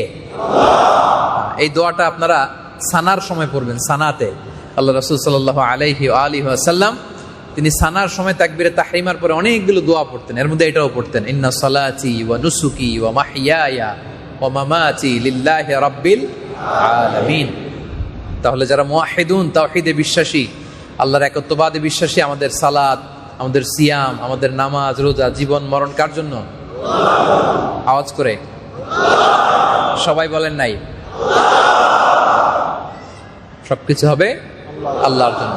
This is the concept of তাওহীদ। আমার প্রিয় কাতার প্রবাসী ভাইয়েরা, এটাকেই বলে তাওহীদ। সবসময় আমরা আল্লাহর কাছে চাইবো, আল্লাহর কাছে ফরিয়াদ করব, তাকে রব হিসেবে মানবো, তার সামনে মাথা নত করব, এটাই তাওহীদ। আর এই তাওহীদের বিপরীত হচ্ছে শিরক। তাওহীদের বিপরীত কি? সবচেয়ে বড় পাপ, সবচেয়ে বড় ভয়ঙ্কর ক্যান্সার, যার নাই কোনো অ্যান্সার, এত ভয়ঙ্কর সবচেয়ে বড় পাপ এটা। যত পাপ আছে, পাপ সমূহের যদি আপনি লিস্ট ডাউন করেন, এর মধ্যে 1 নাম্বার হচ্ছে আর শিরক। 1 নম্বরে কি? শিরক। আল্লাহর সমকক্ষ কাউকে মনে করা, আল্লাহর সেজদা দেওয়ার সাথে সাথে বাবার দরবারে যে সেজদা দেয়া আছে না নাই? দয়াল বাবা রে দয়া করো আমারে, এটা বিশ্বাস সহ এই বাক্য বলা যাবে? বলতে হবে কি, দয়ালা আল্লাহ রে দয়া করো আমারে। বলেন, দয়াল দয়া করবে কে? বিশ্বাসটা ক্লিয়ার না? এখন দেশে যাওয়ার পরে অন্যান্য কেউ কিছু বুঝালে আর বুঝবেন নাকি এই বিশ্বাস নিয়ে মরার আগ পর্যন্ত থাকবেন? কি থাকবেন তো? দয়া করবে কে? বাংলাদেশে কিন্তু ভয়ঙ্কর অবস্থা, উল্টাপাল্টা অনেক কিছু বুঝাবে আপনারে। কেউ ফিরে না খালি হাতে, খাজারে তোর দরবারে তে, আছে না নাই? এগুলো ভুল ধারণা, ভুল বিশ্বাস। একজনের দরবার থেকে কেউ কোনোদিন খালি হাতে ফিরে না। কার দরবার? তাহলে বলতে হবে কি, কেউ ফিরে না খালি হাতে, আল্লাহরে তোর দরবারে তে। বলেন, কেউ ফিরে না। মনে থাকবে? আরো জোরে বলেন ইনশাআল্লাহ। তাহলে সবচেয়ে বড় পাপ হচ্ছে শিরক। আল্লাহরও সেজদা দেব, বাবারে যেও সেজদা দেব, এরকম করা যাবে? আল্লাহর কাছেও চাইবো, দরবারে যেও চাইবো না, চাইবো শুধু একজনের কাছে। ইদা সালতা ফাসআলিল্লাহ, এই তো মাশাআল্লাহ। ওয়া ইদা ইসতাআনতা ফাসতাইন বিল্লাহ, ফরিয়াদ করব কার কাছে? আল্লাহ সব গুনাহ মাফ করেন, শিরকের গুনাহ ছাড়া। ইন্নাল্লাহা লা ইয়াগফিরু আন ইউশরাকা বিহি ওয়া ইয়াগফিরু মা দুনা যালিকা লিমান ইয়াশা। আল্লাহ সব মাফ করেন, শিরকের গুনাহ ছাড়া। খবরদার, লা ইন আশরাকতা লা ইয়াহবাতান্না আমালুক ওয়া লা তাকুনান্না মিনাল খাসিরিন। যদি শিরক করো, আল্লাহর ক্লিয়ার কাট ঘোষণা, সব আমল শেষ। সেজদা যা দিছো, ইবাদত যা করছো, দান সদকা যা করছো, সব আমি শেষ করে দিব। তোমার কোনো ইবাদত আর টিকে থাকবে না। লা ইয়াহবাতান্না আমালুক। এজন্য দেখেন প্রিয় ভাইরা, শিরকের ভয়াবহতা কত, এটা কত ভয়ঙ্কর। আমরা যখন নামাজে দাঁড়াই, আগে আল্লাহকে ঘোষণা দিতে হয় যে আল্লাহ আমি শিরক করি না। ঘোষণা দিতে হয় যে আল্লাহ শিরক করি না। তাকবীরে তাহরিমার পরে আমরা পড়ি ওয়াজ্জাহাতু ওয়াজহিয়া লিল্লাযী ফাতারাস সামাওয়াতি ওয়াল আরদা হানিফা, তারপরে ওমা আনা মিনাল। দেখেন, নামাজের শুরুতেই আগে অ্যানাউন্সমেন্ট ক্লিয়ার, ওমা আনা মিনাল, আল্লাহ আমি কিন্তু শিরক করি না। আল্লাহ বলে নামাজ পরে আমার সামনে নিবেদন করো, আগে বলো তুমি কোন দল, কোন দলের লোক। শুরুতেই ক্লিয়ার করে নেই আল্লাহ, ওয়াজ্জাহাতু ওয়াজহিয়া লিল্লাযী ফাতারাস সামাওয়াতি ওয়াল আরদা হানিফা ওয়া মা আনা মিনাল। আল্লাহ আমি শিরক করি না, আল্লাহ শুধুমাত্র তোমার ইবাদত করি, শুধুই তোমার কাছে চাই, আমি তোমার দলের লোক। আগে ক্লিয়ার করতে হয়। হজে যাবেন, ইজহার আর রিদা পরে, হজের যাওয়ার আগেও ক্লিয়ার করতে হয় যে এত আয়োজন করে যে আসতেছো, মনে করো না তুমি আসলে হাজী সাহেব হয়ে যাবে। আগে বলো তুমি কোন দলের লোক, ক্লিয়ার করতে হয়। আল্লাহ লাব্বাইক আল্লাহুম্মা লাব্বাইক লাব্বাইক লা, আল্লাহ তোমার সাথে শরীক করি না, আল্লাহ তোমার সমকক্ষ কাউকে মনে করি না, আল্লাহ তুমি আমার রব, তুমি আমার সব। গাইছেন না একটু আগে, আল্লাহ আমার রব, এই রবই আমার। এইটা খেয়াল রাখলেই হবে। This is the pure essence of তাওহীদ। এটাই তাওহীদের পিওর এসেন্স। আল্লাহ তুমি আমার সব, তুমি বাঁচানেওয়ালা, তুমি তরানেওয়ালা, তুমি মুক্তির মালিক, তুমি সব। এটাই হচ্ছে তাওহীদ। আবার আল্লাহ রাসূল সাল্লাল্লাহু আলাইহি ওয়া আলিহি ওয়াসাল্লাম তিনি ফরমান, হাদিসে কুদসিতে এসেছে, আল্লাহ তাআলা বলেন যে বান্দা কিয়ামতের দিন যদি গোটা জমিন পরিমাণ গুনার বোঝা নিয়ে আমার কাছে আসে, ওই গুনার মধ্যে যদি শিরকের গুনাহ না থাকে, কোন গুনাহ? পাহাড় পরিমাণ, জমিন পরিমাণ গুনাহ নিয়ে আমার কাছে আসছে, কিন্তু ওই গুনার মধ্যে শিরকের গুনাহ যদি না থাকে, তাহলে ওই বান্দার কাছে আমি জমিন পরিমাণ ক্ষমা নিয়ে হাজির হয়ে যাব। এজন্য শিরকের সাথে আমাদের কোনো সম্পর্ক আছে? আওয়াজ করে বলেন আছে। তাওহীদ এটাই মানুষের প্রকৃত ধর্ম। সব মানুষ মুওয়াহিদুন হয়ে জন্মায়, পরে তারা শিরকে লিপ্ত হয়। আল্লাহ রাসূল সাল্লাল্লাহু আলাইহি ওয়াসাল্লাম বলেন, মা মিন মাউলুদিন ইল্লা ইউলাদু আলাল ফিতরাহ। সব মানুষ মুওয়াহিদুন হয়ে জন্মায়, ইসলামের উপর জন্মায়। ফা আবাওয়াহু ইউহাউবিদানিহি আও ইউনাসসিরানিহি আও ইউমাজ্জিসানিহি। পরে বাবা মা তার ইহুদি বানায়, নাসারা বানায়, কিন্তু সব নবজাতক, নিউ বর্ন বেবি মুসলিম হয়ে জন্মায়। সুবহানাল্লাহ পড়বেন না? সবাই মুসলিম হয়ে জন্মায়। এবং আদম আলাইহিস সালাম থেকে শুরু করে 1000 বছর পর্যন্ত পৃথিবীর সব মানুষগুলো মুওয়াহিদুন ছিল, এক আল্লাহ বিশ্বাসী ছিল। নূহ আলাইহিস সালামের পরে এই শিরকের উৎপত্তি হয় পৃথিবীতে। তাই শিরকের সাথে আমাদের কোনো সম্পর্ক, আমরা চাইবো একজনের কাছে, তিনি কে? তাহলে তাওহীদের কনসেপ্ট সবার কাছে ক্লিয়ার। আল্লাহ যে এক এবং অদ্বিতীয় একক সত্তা, যার সমকক্ষ কেউ নাই, তিনি আমার রব, তিনি আমার সব। আমার কাতার প্রবাসী প্রিয় ভাইয়ারা, এই কনসেপ্ট কি ক্লিয়ার? এই কনসেপ্টকে ক্লিয়ার করতে যে আল্লাহ তাআলা কোরআনের 1/3 ডেডিকেট করেছেন। টোটাল কোরআনের 1/3 ইজ ডেডিকেটেড টু তাওহীদ। কোরআনের গোটা কোরআনের 3 ভাগের 1 ভাগ আল্লাহ আলোচনা করেছেন কি নিয়ে? তাওহীদ নিয়ে। অনেকগুলো সূরাতে আল্লাহ তাআলা চমৎকার ভাবে, আয়াতুল কুরসির ভেতরে চমৎকার ভাবে তিনি তুলে ধরেছেন ওনার একত্ববাদের কথা। সূরা হাশরের শেষ 3 আয়াতে চমৎকার ভাবে তুলে ধরেছেন। সূরাতুল ইখলাসের মধ্যে সবচেয়ে ছোট, প্রিসাইজলি ছোট করে মাত্র 4 লাইনে আল্লাহ তাআলা এই তাওহীদের কথা তুলে ধরেছেন। সুবহানাল্লাহ পড়েন। সূরাতুল ইখলাস মুখস্থ আছে আপনাদের? মুখস্থ নাই? কার মুখস্থ নাই? নমুসলিম মুখস্থ নাই তোমার সূরা ইখলাস? কুল হুয়াল্লাহু আহাদ আল্লাহুস সামাদ লাম ইয়ালিদ ওয়া লাম ইউলাদ ওয়া লাম ইয়াকুল লাহু কুফুয়ান আহাদ মুখস্থ নাই? না বুঝে হাত তুলছে সে। আরে সূরাতুল ইখলাস মুসলমান আর কি বলবো, অনেক হিন্দু ভাইরা মুখস্থ। হিন্দুরা মুখস্থ পারে না এটা? একই সমাজের হিন্দু হওয়ার কারণে দেখবেন যে জরুরি কিছু দোয়া কালাম, সূরা, সূরা ফাতিহা, সূরা ইখলাস, এগুলো হিন্দুরাও পারে। না বুঝে হাত তুলছে সে। তাহলে সূরা ইখলাস আমাদের মুখস্থ আছে না নাই? সূরা ইখলাসের অপর একটা নাম হচ্ছে সূরাতুত তাওহীদ। সূরা ইখলাসের অপর নাম কি? কারণ এখানে আল্লাহ তাআলা নিজের একত্ববাদের কথা তুলে ধরেছেন। খুব চমৎকার ভাবে আল্লাহ তাআলা সূরা ইখলাসের মধ্যে বলেছেন নিজের পরিচয়। এত শর্টলি, আমি তো অনেকগুলো জায়গার কথা বললাম, আরো অনেক সূরায় অনেক আয়াতে আল্লাহ তাআলা প্রিসাইজলি বলেছেন, কিন্তু সূরা ইখলাসের মধ্যে যত সহজে, যত সুন্দর করে, প্রিসাইজলি, মুখতাসার আল্লাহ তাআলা নিজের পরিচয় দিয়েছেন, কোরআনের আর কোথাও এরকম দেন নাই। সুবহানাল্লাহ পড়েন। মুখস্থ আছে না সবার? কুল হুয়াল্লাহু আল্লাহুস লাম ইয়ালিদ ওয়া লাম ইউলাদ ওয়া লাম ইয়াকুল লাহু। হে নবী আপনি বলুন, কুল হুয়াল্লাহু, আল্লাহ এক এবং অদ্বিতীয়। হে নবী আপনি বলে দেন আল্লাহ এক এবং অদ্বিতীয়। দেখছেন আল্লাহ যে এক এবং অদ্বিতীয়, তাওহীদের কত চমৎকার বিবরণ। আল্লাহুস সামাদ, আল্লাহ তাআলা অমুখাপেক্ষী, তিনি কারো প্রতি মুখাপেক্ষী নন। লাম ইয়ালিদ ওয়া লাম ইউলাদ, তিনি জন্ম কাউকে দেনও নাই, তিনি জন্ম নেনও নাই, কাউকে জন্ম দেনও। ওয়া লাম ইয়াকুল লাহু কুফুয়ান আহাদ, তার মতো, তার সমকক্ষ, তার সিমিলার কেউ নাই। তাহলে তিনি কার মতো? তিনি তার মতো। আল্লাহ কার মতো? আল্লাহ আল্লাহর মতো। কি চমৎকার! সুবহানাল্লাহ। লাইসা কামিসলিহি শাই, তার কোনো মিসল নাই, তার কোনো মাসাল নাই। তাহলে তিনি কার মতো? আওয়াজ করে উত্তর দিবেন, বলবেন যে তিনি তার মতো। আমি প্রশ্ন করি আবার, তাহলে তিনি কার মতো? তিনি তার মতো। ওয়ালাম ইয়াকুল লাহু কুফুয়ান আহাদ।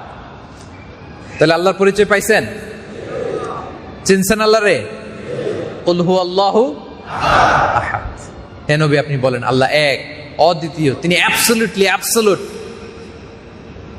তিনি একক, অদ্বিতীয় সত্তা। আমরা অনেক সময় আল্লাহর ব্যাপারে এমন এমন কিছু প্রশ্ন করে ফেলি যেগুলো আসলে আল্লাহর সাথে যায় না, তারপর করে ফেলি। কেন করি? আমাদের হিউম্যান লিমিটেশনস এর কারণে। এমন এমন প্রশ্ন আমরা আল্লাহর ব্যাপারে করি, এগুলো আল্লাহর ব্যাপারে অপ্রাসঙ্গিক। কারণ আল্লাহকে প্রশ্নের বাধায় বাধা যায়, কারণ আমরা হচ্ছে সৃষ্টি আর তিনি কি স্রষ্টা। আমাদের সময় লাগে, কাল লাগে, স্থান লাগে, আল্লাহর লাগে? এই যে আজকের প্রোগ্রামে এসে আমার বসার জন্য একটা জায়গা লাগছে না? কথা বলে না? আপনি এসে যে শ্রোতা হিসেবে আসন গ্রহণ করলেন, আপনার একটা জায়গা লাগছে কিনা? আল্লাহ তাআলার কি এরকম জায়গা লাগে? না। এই যে আমরা আলোচনা করতেছি, একটা টাইম যাচ্ছে না, আমরা টাইমের মুখাপেক্ষী না? আল্লাহর কি এরকম টাইম লাগে? আরে তিনি তো টাইমের স্রষ্টা। হ্যাঁ, উনি তো খালিকুল আসর, খালিকুল ওয়াক্ত। ওনার টাইম লাগবে কি করে? ওনার স্থান, কাল, পাত্র, ভাষা, এগুলোর ঊর্ধ্বে তিনি। আল্লাহু আকবার। সবকিছুর ঊর্ধ্বে, সময়ের ঊর্ধ্বে, কালের ঊর্ধ্বে, স্থানের ঊর্ধ্বে, ভাষার ঊর্ধ্বে। তা আমরা অনেক সময় এমন অবান্তর প্রশ্ন করে ফেলি যেটা আসলে আল্লাহর সাথে যায়। আমাদের কাল আছে, অতীত, বর্তমান, ভবিষ্যৎ। এই যে আমি মাগরিব পরে যে হোটেল থেকে আসলাম, এটা আমার অতীত। এই যে এখন আপনাদের সাথে তাফসির করতেছি, কথা বলতেছি, এটা আমাদের বর্তমান। বর্তমানকে ধরা ছোঁয়া যায় না, প্রতি সেকেন্ডেই বর্তমান অতীত হয়ে যায়। এই যে একটু আগে যে কথাটা বলছি, এটা অতীত হয়ে গেছে, তাই না? প্রতি ন্যানো সেকেন্ডে আমাদের মুহূর্তগুলো অতীত হয়ে যাচ্ছে, আর সামনে যেটা হবে এটা আমাদের ভবিষ্যৎ। আল্লাহর কি এরকম অতীত, বর্তমান, ভবিষ্যৎ আছে? ওই যে ইবলিস দুষ্টামি করছিল, আদম আলাইহিস সালামকে জান্নাত থেকে দুনিয়ায় পাঠালেন, মুহাম্মদ সাল্লাল্লাহু আলাইহি ওয়াসাল্লাম আসলেন, কিয়ামত হবে, এই টোটাল সবকিছু আল্লাহ এট এ গ্ল্যান্সে দেখে। সুবহানাল্লাহ পড়তে পারলেন না? লা তুদরিকুহুল আবসার ওয়া হুয়া ইউদরিকুল আবসার ওয়া হুয়াল লাতীফুল খাবীর। পৃথিবীর কোন চোখ তারে দেখে না, কিন্তু তিনি সব চোখগুলার দেখে। আওয়াজ করে বলেন, তিনি কে? হুয়াল আউয়ালু ওয়াল আখিরু ওয়াল যাহিরু ওয়াল বাতিন ওয়া হুয়া বিকুল্লি শাইইন আলিম। তিনি প্রথম, তিনি শেষ, তিনি প্রকাশ্য, তিনি প্রচ্ছন্ন। তিনি কে? তিনি সূচনাহীন অতীত থেকে আছেন, তিনি সীমাহীন ভবিষ্যৎ পর্যন্ত থাকবেন। সূচনাহীন অতীত থেকে আছেন। আচ্ছা, আওয়াজ করে বলেন, আল্লাহ কবে থেকে আছেন? বলেন দেখি কে বলতে পারে সাহস করে। তিনি এমন অতীত থেকে আছেন যেটা সূচনাহীন। তিনি সূচনাহীন অতীত থেকে আছেন। তাহলে আল্লাহর ক্ষমতা কবে পর্যন্ত থাকবে বলেন? হ্যাঁ, তিনি সীমাহীন ভবিষ্যৎ পর্যন্ত থাকবেন। তাহলে এটা আমাদের সাথে মিলে? কথা বুঝে নাই বোধহয়। আল্লাহর কোনো কিছু আমাদের সাথে মিলে? আপনি হুট করে প্রশ্ন করে ফেলেন যে আল্লাহর ব্যাপারে এটা ওইটা। তিনি তো এগুলোর ঊর্ধ্বে। তিনি সূচনাহীন অতীত থেকে আছেন, তিনি সীমাহীন ভবিষ্যৎ পর্যন্ত থাকবেন। তিনি শাশ্বত, চিরঞ্জীব, অবিনশ্বর, প্রকাশ্য, প্রচ্ছন্ন। সুবহানাল্লাহ। এবং আল্লাহ যে আরশের উপরে আছেন, আরশের উপর যে তিনি সমাসীন, ওইখানে কোনো সময় নাই। ওইটা এমন জোন, এটা লা জামান লা মাকান। ওইখানে কোনো জামান নাই, ওইখানে কোনো মাকান নাই। ওইটার বিবরণ আমাদের ভাষা দিয়ে বর্ণনা করে এটা বোঝানো সম্ভব না। তো মক্কার কোরাইশরা আল্লাহ রাসূল সাল্লাল্লাহু আলাইহি ওয়াসাল্লামকে, আল্লাহকে আমাদের মতো সত্তা মনে করে প্রশ্ন করছিল যে মুহাম্মদ বাইয়িন লানা নাসাবা রাব্বিক। এ মুহাম্মদ, তোমার আল্লাহর নসবনামাটা একটু বলো। কারণ আরবরা নসবকে প্রিজার্ভ করতো, লিনিয়েজ, বংশ পরিক্রমাকে তারা মুখস্থ করতো, যেন তেন ভাবে না। শুধু আপনার নাম, আপনার বাবার নাম এতটুকু না, আপনার বাবা, আপনার দাদা, 14 পুরুষ মুখস্থ। দেখলেই মানুষ, দেখলেই তার নাম কি, তার বাবার নাম কি, দাদার নাম কি, কয় পুরুষ। শুধু মানুষই না, উটের পায়ের ছাপ দেখে আরবরা জাহিলি যুগে উটের পায়ের ছাপ দেখে এই উটটা কোন বংশের, কোন গোত্রের, এই উটের মালিককে, তার বাবাকে, দাদাকে, 14 পুরুষ। সুবহানাল্লাহ কইতে পারলেন না? বংশকে তারা এইভাবে প্রিজার্ভ করত। তো তারা আল্লাহ তাআলাকে আমাদের মতো সত্তা মনে করে রাসূল সাল্লাল্লাহু আলাইহি ওয়াসাল্লামকে এসে বলে, ইয়া মুহাম্মদ বাইয়িন লানা নাসাবা রাব্বিক। তোমার রবের নসব নামাটা বলো তো, তোমার আল্লাহর বাবাকে, দাদাকে, এরকম 14 পুরুষ বলো। এই প্রশ্নের জবাবে আল্লাহ তাআলা এই সূরাটা নাজিল করেছেন। 4 লাইনের এই সূরা। যে নবী হে, তারা আমার নসব নামা জানতে চায়, তাদেরকে আপনি বলে দেন, কুল হুয়াল্লাহু আল্লাহুস সামাদ লাম ইয়ালিদ ওয়া লাম ইয়াকুল লাহু। হে নবী, আপনি তাদের মুখের সামনে স্পষ্ট করে দ্ব্যর্থহীন কণ্ঠে ঘোষণা করুন, কুল হুয়াল্লাহু আহাদ। হে নবী বলুন, আল্লাহ এক এবং অদ্বিতীয়, তার মতো কেউ হয় না। আল্লাহুস সামাদ, তিনি অমুখাপেক্ষী। লাম ইয়ালিদ ওয়া লাম ইউলাদ, জন্ম দেয়ও নাই, নেয়ও নাই। ওয়া লাম ইয়াকুল লাহু কুফুয়ান আহাদ, তার মতো কেউ নাই। আল্লাহু আকবার। মুশরিকদের আরেকটা গ্রুপ এসে আরেকবার প্রশ্ন করে, ইয়া মুহাম্মদ বাইয়িন লানা জিনসা রাব্বিক আহুয়া মিন যাহাব আও ফিদ্দা আও মিন খাশাব। মুহাম্মদ, তোমার আল্লাহ কিসের তৈরি? রূপার তৈরি, না সোনার তৈরি, না কাঠের তৈরি? বলো।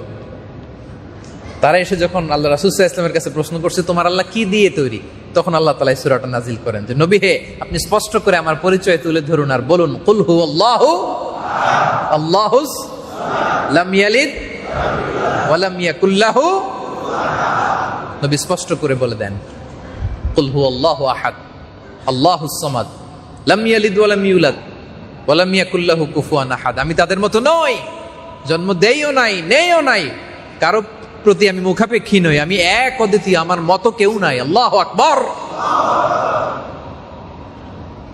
সূরাতুল ইখলাস এই প্রেক্ষাপটগুলোতে নাজিল হয়েছে এবং এই সূরাটার অনেক ফজিলত আছে।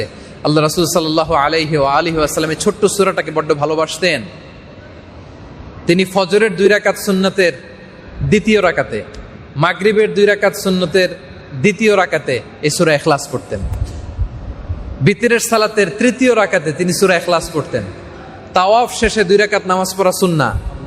রাসূল সাল্লাল্লাহু আলাইহি ওয়াসাল্লাম তাওয়াফের শেষে যে 2 রাকাত নামাজ, তার প্রথম রাকাতে সূরাতুল কাফিরুন, দ্বিতীয় রাকাতে সূরা ইখলাস পড়তেন। সুবহানাল্লাহ। পড়েন তো আপনারা এই সূরাটা। এই সূরাটা রাসূল সাল্লাল্লাহু আলাইহি ওয়াসাল্লামের ডেইলি ওজিফা ছিল। ফজরের পরে, মাগরিবের পরে, ঘুমোতে যাওয়ার আগে সব সময় তিনি এই সূরার সাথে আরো 2টা সূরা মুআউযিজাতান, সূরা ফালাক, সূরা নাস মিলিয়ে এই 3টা সূরার একসাথে আরবিতে বলে কুল আস-সালাসা, মানে 3 কুল। এই 3টা সূরাকে একসাথে আরবিতে বলে কুল আস-সালাসা, মানে কয় কুল? 3 কুল। কারণ 3টা সূরাই শুরু হয়েছে কি দিয়ে? কুল শব্দ দিয়ে, তাই না? কুল আউযু বিরাব্বিন নাস, কুল আউযু বিরাব্বিল ফালাক, কুল হুয়াল্লাহু। যেহেতু 3টা সূরাই কুল দিয়ে শুরু, এজন্য 3টা সূরাকে আরবিতে বলে কুল আস-সালাসা, 3 কুল। তাহলে মেক ইট ইউর ওয়াজিফা, ডেইলি ওয়াজিফা বানাবেন এটাকে। ফজরের পরে, মাগরিবের পরে, ঘুমোতে যাওয়ার আগে রাসূল সাল্লাল্লাহু আলাইহি ওয়াসাল্লাম পরে হাতে ফু দিয়ে মাথা থেকে পা পর্যন্ত এরকম ম্যাসেজ করতেন। করেন আপনারা? হ্যাঁ করেন। 3 কুল পরে হাতে ফু দিয়ে মাথা থেকে পা পর্যন্ত কি করবেন? সারা গায়ে ইয়ামসাহু আলা জাসাদিহি মাস্তাতাআ, যদ্দুর পারতেন তিনি মাসাজ করতেন, মেসেজ করতেন। It's a special protection from your Lord. আল্লাহর পক্ষ থেকে একটা স্পেশাল প্রোটেকশনে আপনি থাকবেন। মিন হাসাদিল হাসিদিন, হিংসুকের হিংসা থেকে, ব্ল্যাক ম্যাজিক থেকে, জাদু টোনা বান এগুলো থেকে আপনাকে প্রোটেকশন দিবে কে? স্বয়ং আল্লাহ রাসূল সাল্লাল্লাহু আলাইহি ওয়া আলিহি ওয়াসাল্লামকেও এরকম ব্ল্যাক ম্যাজিক করা হয়েছিল। লাবিদ ইবনুল আসাম, ইহুদিদের মিত্র, রাসূল সাল্লাল্লাহু আলাইহি ওয়াসাল্লামের চুল নিয়ে, দাড়ি নিয়ে গিট মেরেছিল 11টা। সূরা ফালাক নাস যখন 11 আয়াত বিশিষ্ট নাজিল হলো, রাসূল সাল্লাল্লাহু আলাইহি ওয়াসাল্লাম এক একটা আয়াত পড়লেন, এক একটা গিট খুললেন, আর রাসূল সাল্লাল্লাহু আলাইহি ওয়াসাল্লামকে সুস্থ করে দিল কে? তাহলে এই 3 কুলের ওজিফা কারা কারা করবেন? হাত তোলেন।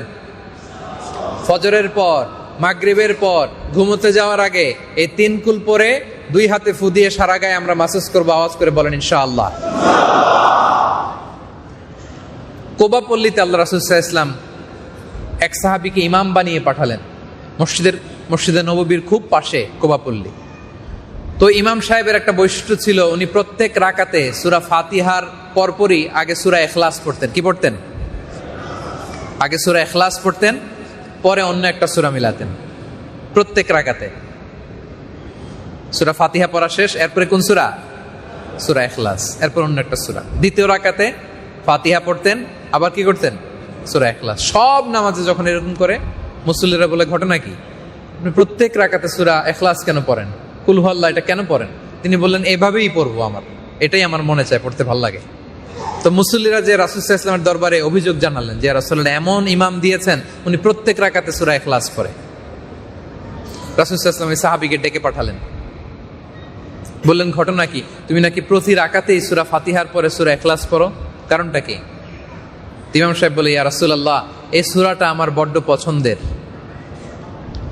তো কেন পছন্দের? বলে ফিহি সিফাতুর রহমান, কারণ নবী হে এই সূরার ভেতরে আমার রব রহমানের পরিচয় দেয়া আছে। রাসূল সাল্লাল্লাহু আলাইহি ওয়াসাল্লাম বললেন, হুব্বুকা ইয়াহা ইউদখিলুকাল জান্নাহ, এই সূরার প্রতি ভালোবাসাই তোমাকে জান্নাতে ঢুকায় দিবে।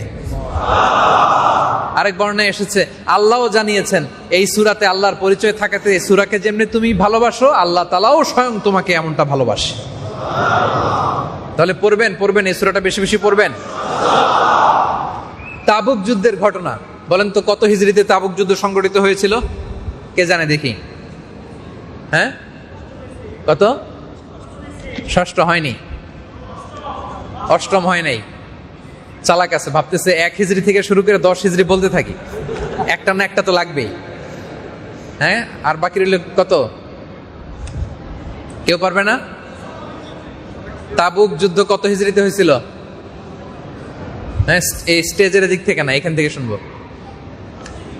ষষ্ঠ হয় নাই, নবম। কে বলছে? হ্যাঁ, মাশাআল্লাহ, নবম হিজরিতে। সহিহ, নবম হিজরিতে তাবুক যুদ্ধ সংগঠিত হয়েছিল। এই যুদ্ধে কোনো ক্যাজুয়ালিটি হয় নাই, কোনো বেসিক্যালি কোনো যুদ্ধই হয় নাই। কারা মুনাফিক আর কারা মুসলিম এটা পার্থক্য করার জন্য আল্লাহ যুদ্ধের আদেশ দিয়েছিলেন। গরমকাল, খেজুর পেকে সব খেজুর ঘরে আনতে হবে, রাস্তাও অনেক দূর, দেখি কারা কারা যায়, ইমানের প্রশ্নে দাবিতে কারা সত্যবাদী এটা চেক করার জন্য আল্লাহ যুদ্ধে যাওয়ার আহ্বান করেছেন। রাসূল সাল্লাল্লাহু আলাইহি ওয়াসাল্লাম গেলেন, মুনাফিকরা গেলেন না। যুদ্ধের ওইখানে মদিনাতে এক সাহাবী মারা গেল, নাম মুআবিয়া ইবনে মুআবিয়া আল মুজানি। মুআবিয়া ইবনে আবি সুফিয়ান যিনি, উনি না, আরেক সাহাবী। তো জিবরাইল আলাইহিস সালাম এসে জানালেন, ইয়া রাসূলুল্লাহ, আপনি তো মদিনা থেকে অনেক দূরে, আপনার এক সাহাবী ইন্তেকাল করেছে, মুআবিয়া ইবনে মুআবিয়া আল মুজানি, তার গায়েবানা জানাজা পড়েন, তার জন্য দোয়া করেন। রাসূল সাল্লাল্লাহু আলাইহি ওয়াসাল্লাম সাহাবাদেরকে নিয়ে বললেন যে মদিনাতে আমাদের মুআবিয়া ইন্তেকাল করেছে, আসো আমরা তার জন্য দোয়া করি, গায়েবানা জানাজা পড়ি। তো তিনি জানাজার নামাজ পড়ে দেখলেন, পিছনে যখন ফিরে তাকালেন দেখলেন যে জিবরাইল আলাইহিস সালাম 2টা কাতারে 70,000 করে 1,40,000 সাহাবী নিয়ে ওই জানাজাতে অংশগ্রহণ করেছে। রাসূল সাল্লাল্লাহু আলাইহি ওয়াসাল্লাম তো অবাক, ঘটনা কি? জিবরাইল, কারো জানাজাতে তোমার ফেরেশতাদের বিশাল বহর নিয়ে এসে তুমি জয়েন করো না, ঘটনা কি? মুআবিয়ার কি এমন আমল ছিল তার জানাজাতে 1,40,000 ফেরেশতার বহন নিয়ে 2 কাতারে তোমরা জয়েন করলা? সাইয়েদনা জিবরাইল বলেন, ইয়া রাসূলুল্লাহ, আপনার সাহাবী মুআবিয়া কাইমান আও কাঈদান, উঠতে বসতে, মাশিয়ান আও রাকিবান, আরোহী অবস্থায় অথবা হেঁটে চলা অবস্থায় সব সময় তিনি পড়তেন কুল হুয়াল্লাহু আল্লাহুস লাম ইয়ালিদ ওয়া লাম ইয়াকুল লাহু। এই ইবাদতটা, তার এই ওয়াজিফাটা আল্লাহর কাছে এত পছন্দনীয় হয়েছে, আল্লাহর আদেশে আমি 1,40,000 ফেরেশতা নিয়ে তার গায়েবানা জানাজাতে জয়েন করেছি। তাহলে সূরাতুল ইখলাস পড়বেন বেশি বেশি। এটা সূরাতুত তাওহীদ, আল্লাহর পরিচয় পাওয়া যায়। কুল হুয়াল্লাহু আহাদ, নবী বলুন আমি এক, অদ্বিতীয়, আমি আহাদ। আল্লাহর আরেকটা নাম হচ্ছে আহাদ, আরেকটা নাম কি? কোরআনের আর কোথাও নাই এই আহাদ, আল্লাহর এই আহাদ নাম। আহাদুন এসেছে অন্য অর্থে, কিন্তু আল্লাহর নাম যে আহাদ, এটা সূরা ইখলাস ছাড়া আর দ্বিতীয় কোন সূরাতে আল্লাহ বলে। ওয়াহিদুন, এটার মানেও এক, আহাদ মানেও এক, কিন্তু পার্থক্য আছে। ওয়াহিদুনের ওয়াহিদাতুন আছে, স্ত্রীবাচক আছে, কিন্তু আহাদুনের কোন স্ত্রীবাচক। দেখেন, ভগবানের ভগবতী হয়, ঈশ্বরের ঈশ্বরী হয়, গডের গডেস হয়, কিন্তু আহাদ শব্দ এমন অর্থ এটা দেয়, এটার কোনো স্ত্রীলিঙ্গ হয় না। সুবহানাল্লাহ পড়েন। এবং সাইয়েদনা বেলাল ইবনে রাবাহ রাদিয়াল্লাহু তাআলা আনহুকে যখন উমাইয়া ইবনে খালাফ অত্যাচার করছিল, টর্চার করছিল, ফিজিক্যালি এন্ড মেন্টালি টর্চার, মরুভূমিতে শুইয়ে বুকের উপরে পাথর চাপা দিয়েছিল, গলা দিয়ে আর কোনো শব্দ বের হয় না, ওই অন্তিম মুহূর্তে সাইয়েদনা বেলাল রাদিয়াল্লাহু তাআলা আনহু আল্লাহর এই নামটা জপেছিলেন। তিনি বলছিলেন আহাদ আহাদ আহাদ, আল্লাহু আকবার। এটা আল্লাহর চমৎকার একটা নাম। রাসূল সাল্লাল্লাহু আলাইহি ওয়াসাল্লামকে আল্লাহ অর্ডার করলেন, হে নবী আপনি বলুন কুল হুয়াল্লাহু আহাদ। নবী আপনি বলুন আল্লাহ এক, অদ্বিতীয়, অ্যাবসলিউটলি অ্যাবসলিউট, তার সমকক্ষ সত্তা মহাবিশ্বের দ্বিতীয় কেউ। আল্লাহুস সামাদ, সামাদ মানে মানতাহা ইলাইহি সুদাদ ওয়া শারাফ, যার মর্যাদা, যার স্ট্যাটাস এত আকাশচুম্বী, অন্য কোন সত্তার মর্যাদা এত উঁচুতে যেতে পারে। তিনি হচ্ছেন সামাদ, অমুখাপেক্ষী, তিনি কারো প্রতি ঠেকা না, কিন্তু গোটা জগৎ তার কাছে ঠেকা। ঠিক কিনা বলেন? আমরা বিপদে পড়লে আল্লাহর কাছে চাই, আল্লাহর কারো কাছে চাওয়া লাগে? আমাদের যার যা দরকার সবও যদি আল্লাহ দিয়ে দেয়, আল্লাহর কোনো কমতি ঘাটতি হবে? আল্লাহ বলেন ইয়াবনা আদম লাউ আন্না আউওয়ালাকুম ওয়া আখিরাকুম ওয়া ইনসাকুম ওয়া জিন্নাকুম কামু আলা সাঈদিন ওয়াহিদ, তোমরা সবাই যদি এক প্রান্তরে দাঁড়িয়ে যাও, সবাই, আর যার যা লাগবে চাইতে থাকো, যার যা দরকার চাইতে থাকো, তোমাদের সবার যা দরকার আমি যদি আল্লাহ সব দিয়েও দেই, আমার ধনভাণ্ডারের 1 ইঞ্চিও কমবে না। আল্লাহর ধনভাণ্ডারের 1 ইঞ্চিও কমবে? গোটা বিশ্ব তার দিকে হাত তুলে ফরিয়াদ করে, তার কাছে ঠেকা, কিন্তু তিনি কারো কাছে ঠেকা। তিনি হচ্ছেন সমাদ। তিনি কি? লাম ইয়ালিদ ওয়া লাম ইউলাদ। তিনি জন্ম দেনও নাই, জন্ম নেনও নাই। এরকম সত্তার পৃথিবীতে আছে? জন্ম দেয়ও নাই, জন্ম নেয়ও নাই, না। তিনি এক, অদ্বিতীয়। তিনি কে? তিনি জন্ম দেন নাই, তিনি জন্ম নেন নাই। Mobile off. এমন সত্তা, তিনি জন্ম দেনও নাই, জন্ম নেনও নাই। আপনারা আবু বকর আল বাকিল্লানি ইরাকের একজন বিখ্যাত ফাইলাসুফ, দার্শনিক, স্কলার ছিলেন। কেউ নাম শুনছেন?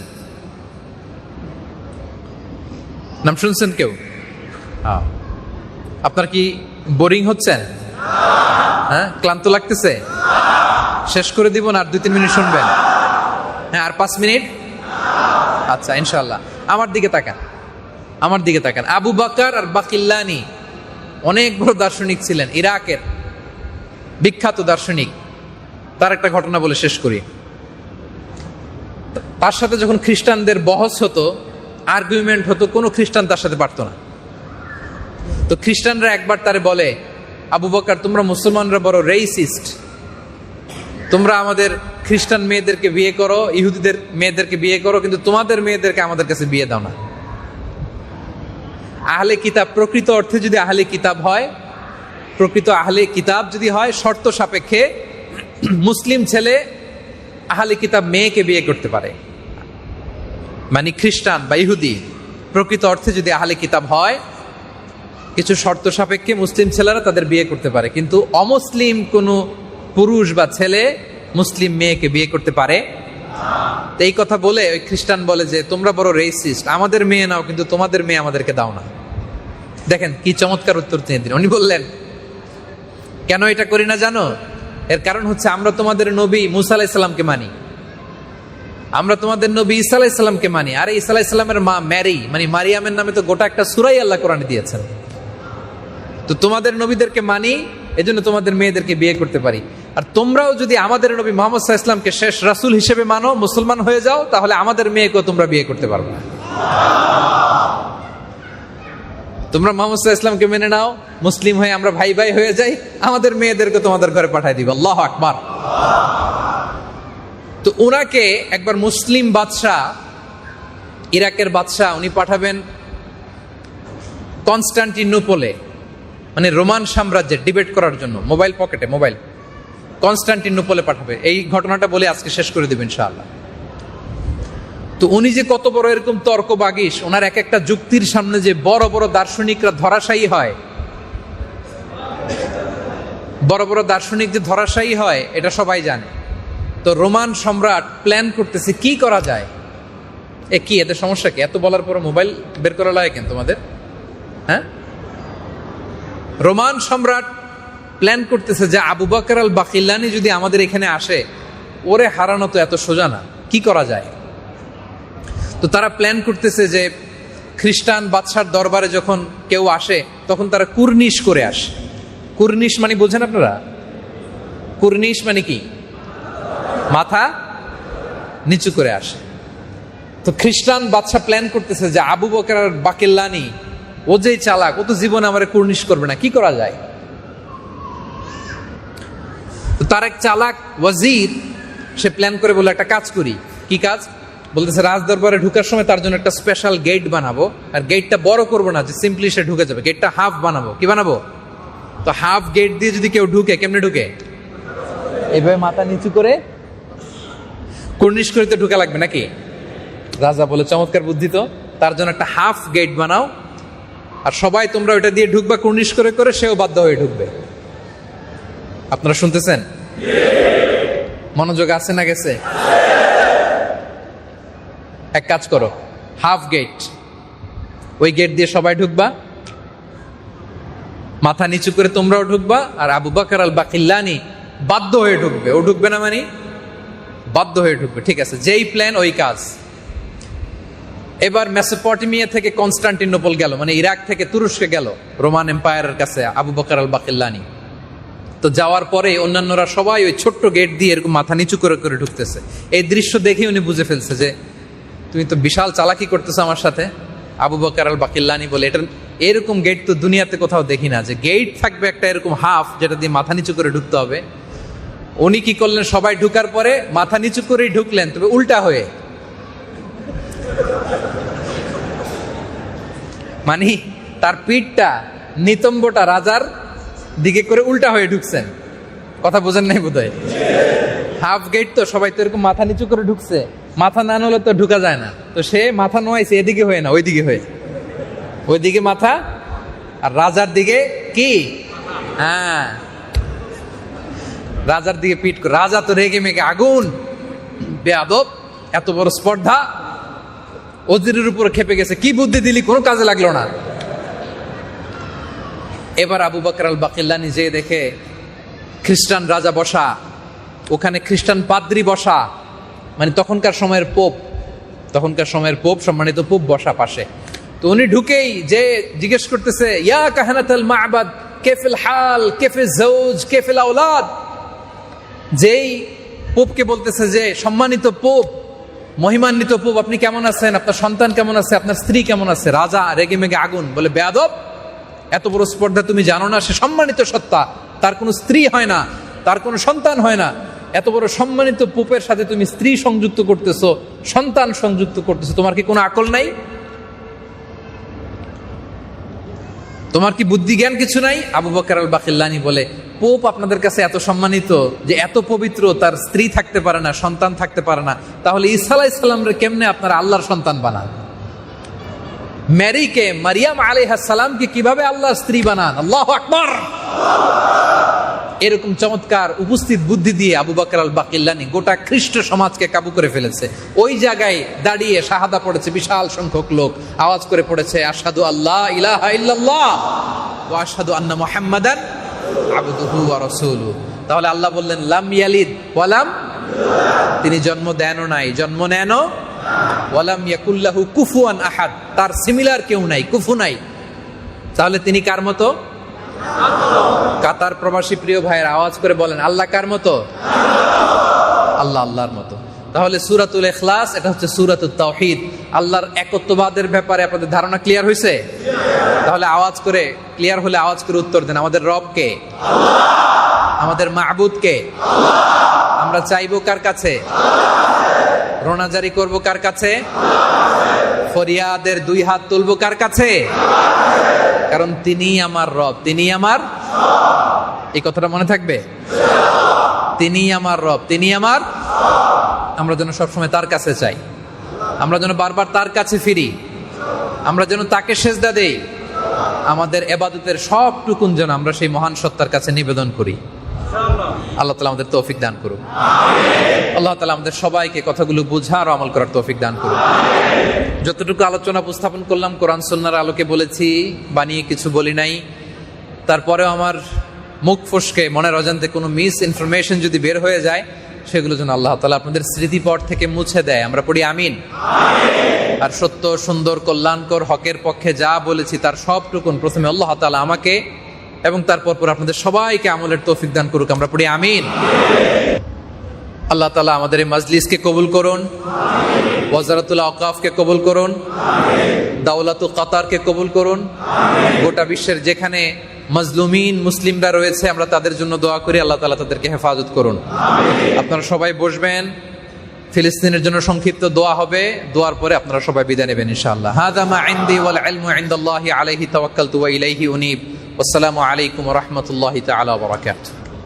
আসসালামু আলাইকুম ওয়া রাহমাতুল্লাহি ওয়া বারাকাতুহু। বিসমিল্লাহির রহমানির রহিম। ওয়া বিহি নাস্তাঈন।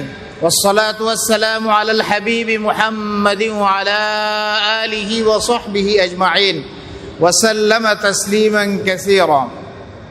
সম্মানিত প্রধান অতিথি এবং সম্মানিত উপস্থিতি, আপনাদের সকলকে ধন্যবাদ জানাই দীর্ঘক্ষণ এই আলোচনা শোনার জন্য। কাতার ধর্ম মন্ত্রণালয়ের অঙ্গ প্রতিষ্ঠান শেখ আব্দুল্লাহ বিন জায়েদ আল মাহমুদ ইসলামিক কালচারাল সেন্টারের পক্ষ থেকে আপনাদের সকলের প্রতি আমাদের দাওয়াত, আগামীকাল সানাইয়া লেবার সিটিতে হুজুরের আলোচনা হবে বাদ এশা। আমরা সকলেই সেখানে উপস্থিত থাকার চেষ্টা করব। পরশুদিন বাদ এশা ওয়াকরা বড় মসজিদে কারা কারা যাবেন আমরা হাত তুলি। এবং সর্বশেষ দোহা সারে আসমা বুখারী মসজিদে আগামী সোমবার বাদ এশা হুজুরের বয়ান হবে। আমরা হযরত মাওলানার জন্য দোয়া করি, আল্লাহ ওনার ইলমে আমলে এবং সেহতে বরকত দান করুন। যে কথাগুলো আমরা শুনেছি সে অনুযায়ী আল্লাহ রাব্বুল আলামিন আমাদেরকে আমল করার তৌফিক দান করুন। আমি আমাদের আয়োজন সহযোগী এবং স্বেচ্ছাসেবক যারা আছেন তাদের অক্লান্ত পরিশ্রমের জন্য তাদেরকে শুকরিয়া জানাই। আল্লাহ রাব্বুল আলামিন তাদের এই পরিশ্রমকে কবুল করুন, আপনাদের সকলকে কবুল করুন। এখন হযরত মাওলানা ফিলিস্তিনের জন্য এবং মুসলমানদের জন্য সংক্ষেপে দোয়া করবেন। দোয়া করবেন তো সবাই? না করতে চাইলে করবেন, নাকি বাদ দিয়ে দিব? দোয়া করতে হলে আগ্রহ করে করতে হয়। অর্ধেক উঠে অর্ধেক বসে অমনোযোগিতার সহিত দোয়া করলে কি হবে না? কবুল হবে না। সংক্ষেপে 2-3 মিনিট বা সর্বোচ্চ 5 মিনিট দোয়া করার জন্য কে কে তৈরি আছেন ভাই? اللهم اجعل جمعنا هذا جمعا مرحوما واجعل تفرقنا من بعده تفرقا معصوما ولا تدع فينا ولا معنا شقيا ولا محروما اللهم لا تدع لنا ذنبا في مقامنا هذا إلا غفرته ولا دينا إلا قضيته ولا هما إلا فرجته ولا مريضا إلا شفيته ولا ميتا إلا رحمته ولا مجاهدا في سبيلك إلا نصرته ولا حاجة من حوائج الدنيا هي لك رضا ولنا فيها صلاح إلا وفيتها يا الله اللهم إنا نسألك عيش السعداء وموت الشهداء والحشر مع الأتقياء ومرافقة الأنبياء ونعوذ بك اللهم من جهد البلاء ودرك الشقاء وسوء القضاء وشماتة الأعداء اللهم أعز الإسلام والمسلمين اللهم أعز الإسلام والمسلمين اللهم أعز الإسلام والمسلمين اللهم أعز الإسلام والمسلمين اللهم من أراد بالإسلام والمسلمين خيرا فوفقه كل خير ومن أراد بالإسلام والمسلمين سوءا فاجعل كيده في نحره واجعل تدبيره تدميرا اللهم أعز الإسلام والمسلمين اللهم احفظ فلسطين اللهم احفظ غزة اللهم احفظ غزة يا ذا الجلال والعزة اللهم احفظ فلسطين من كيد الكائدين اللهم احفظ فلسطين من اليهود الملعونين المحتلين ربنا ظلمنا أنفسنا وإن لم تغفر لنا وترحمنا لنكونن من الخاسرين ربنا آتنا في الدنيا حسنة وفي الآخرة حسنة وقنا عذاب النار وصلى الله تعالى على خير خلقه محمد وعلى آله وصحبه أجمعين والحمد لله رب العالمين تقبل الله بارك الله فيكم السلام عليكم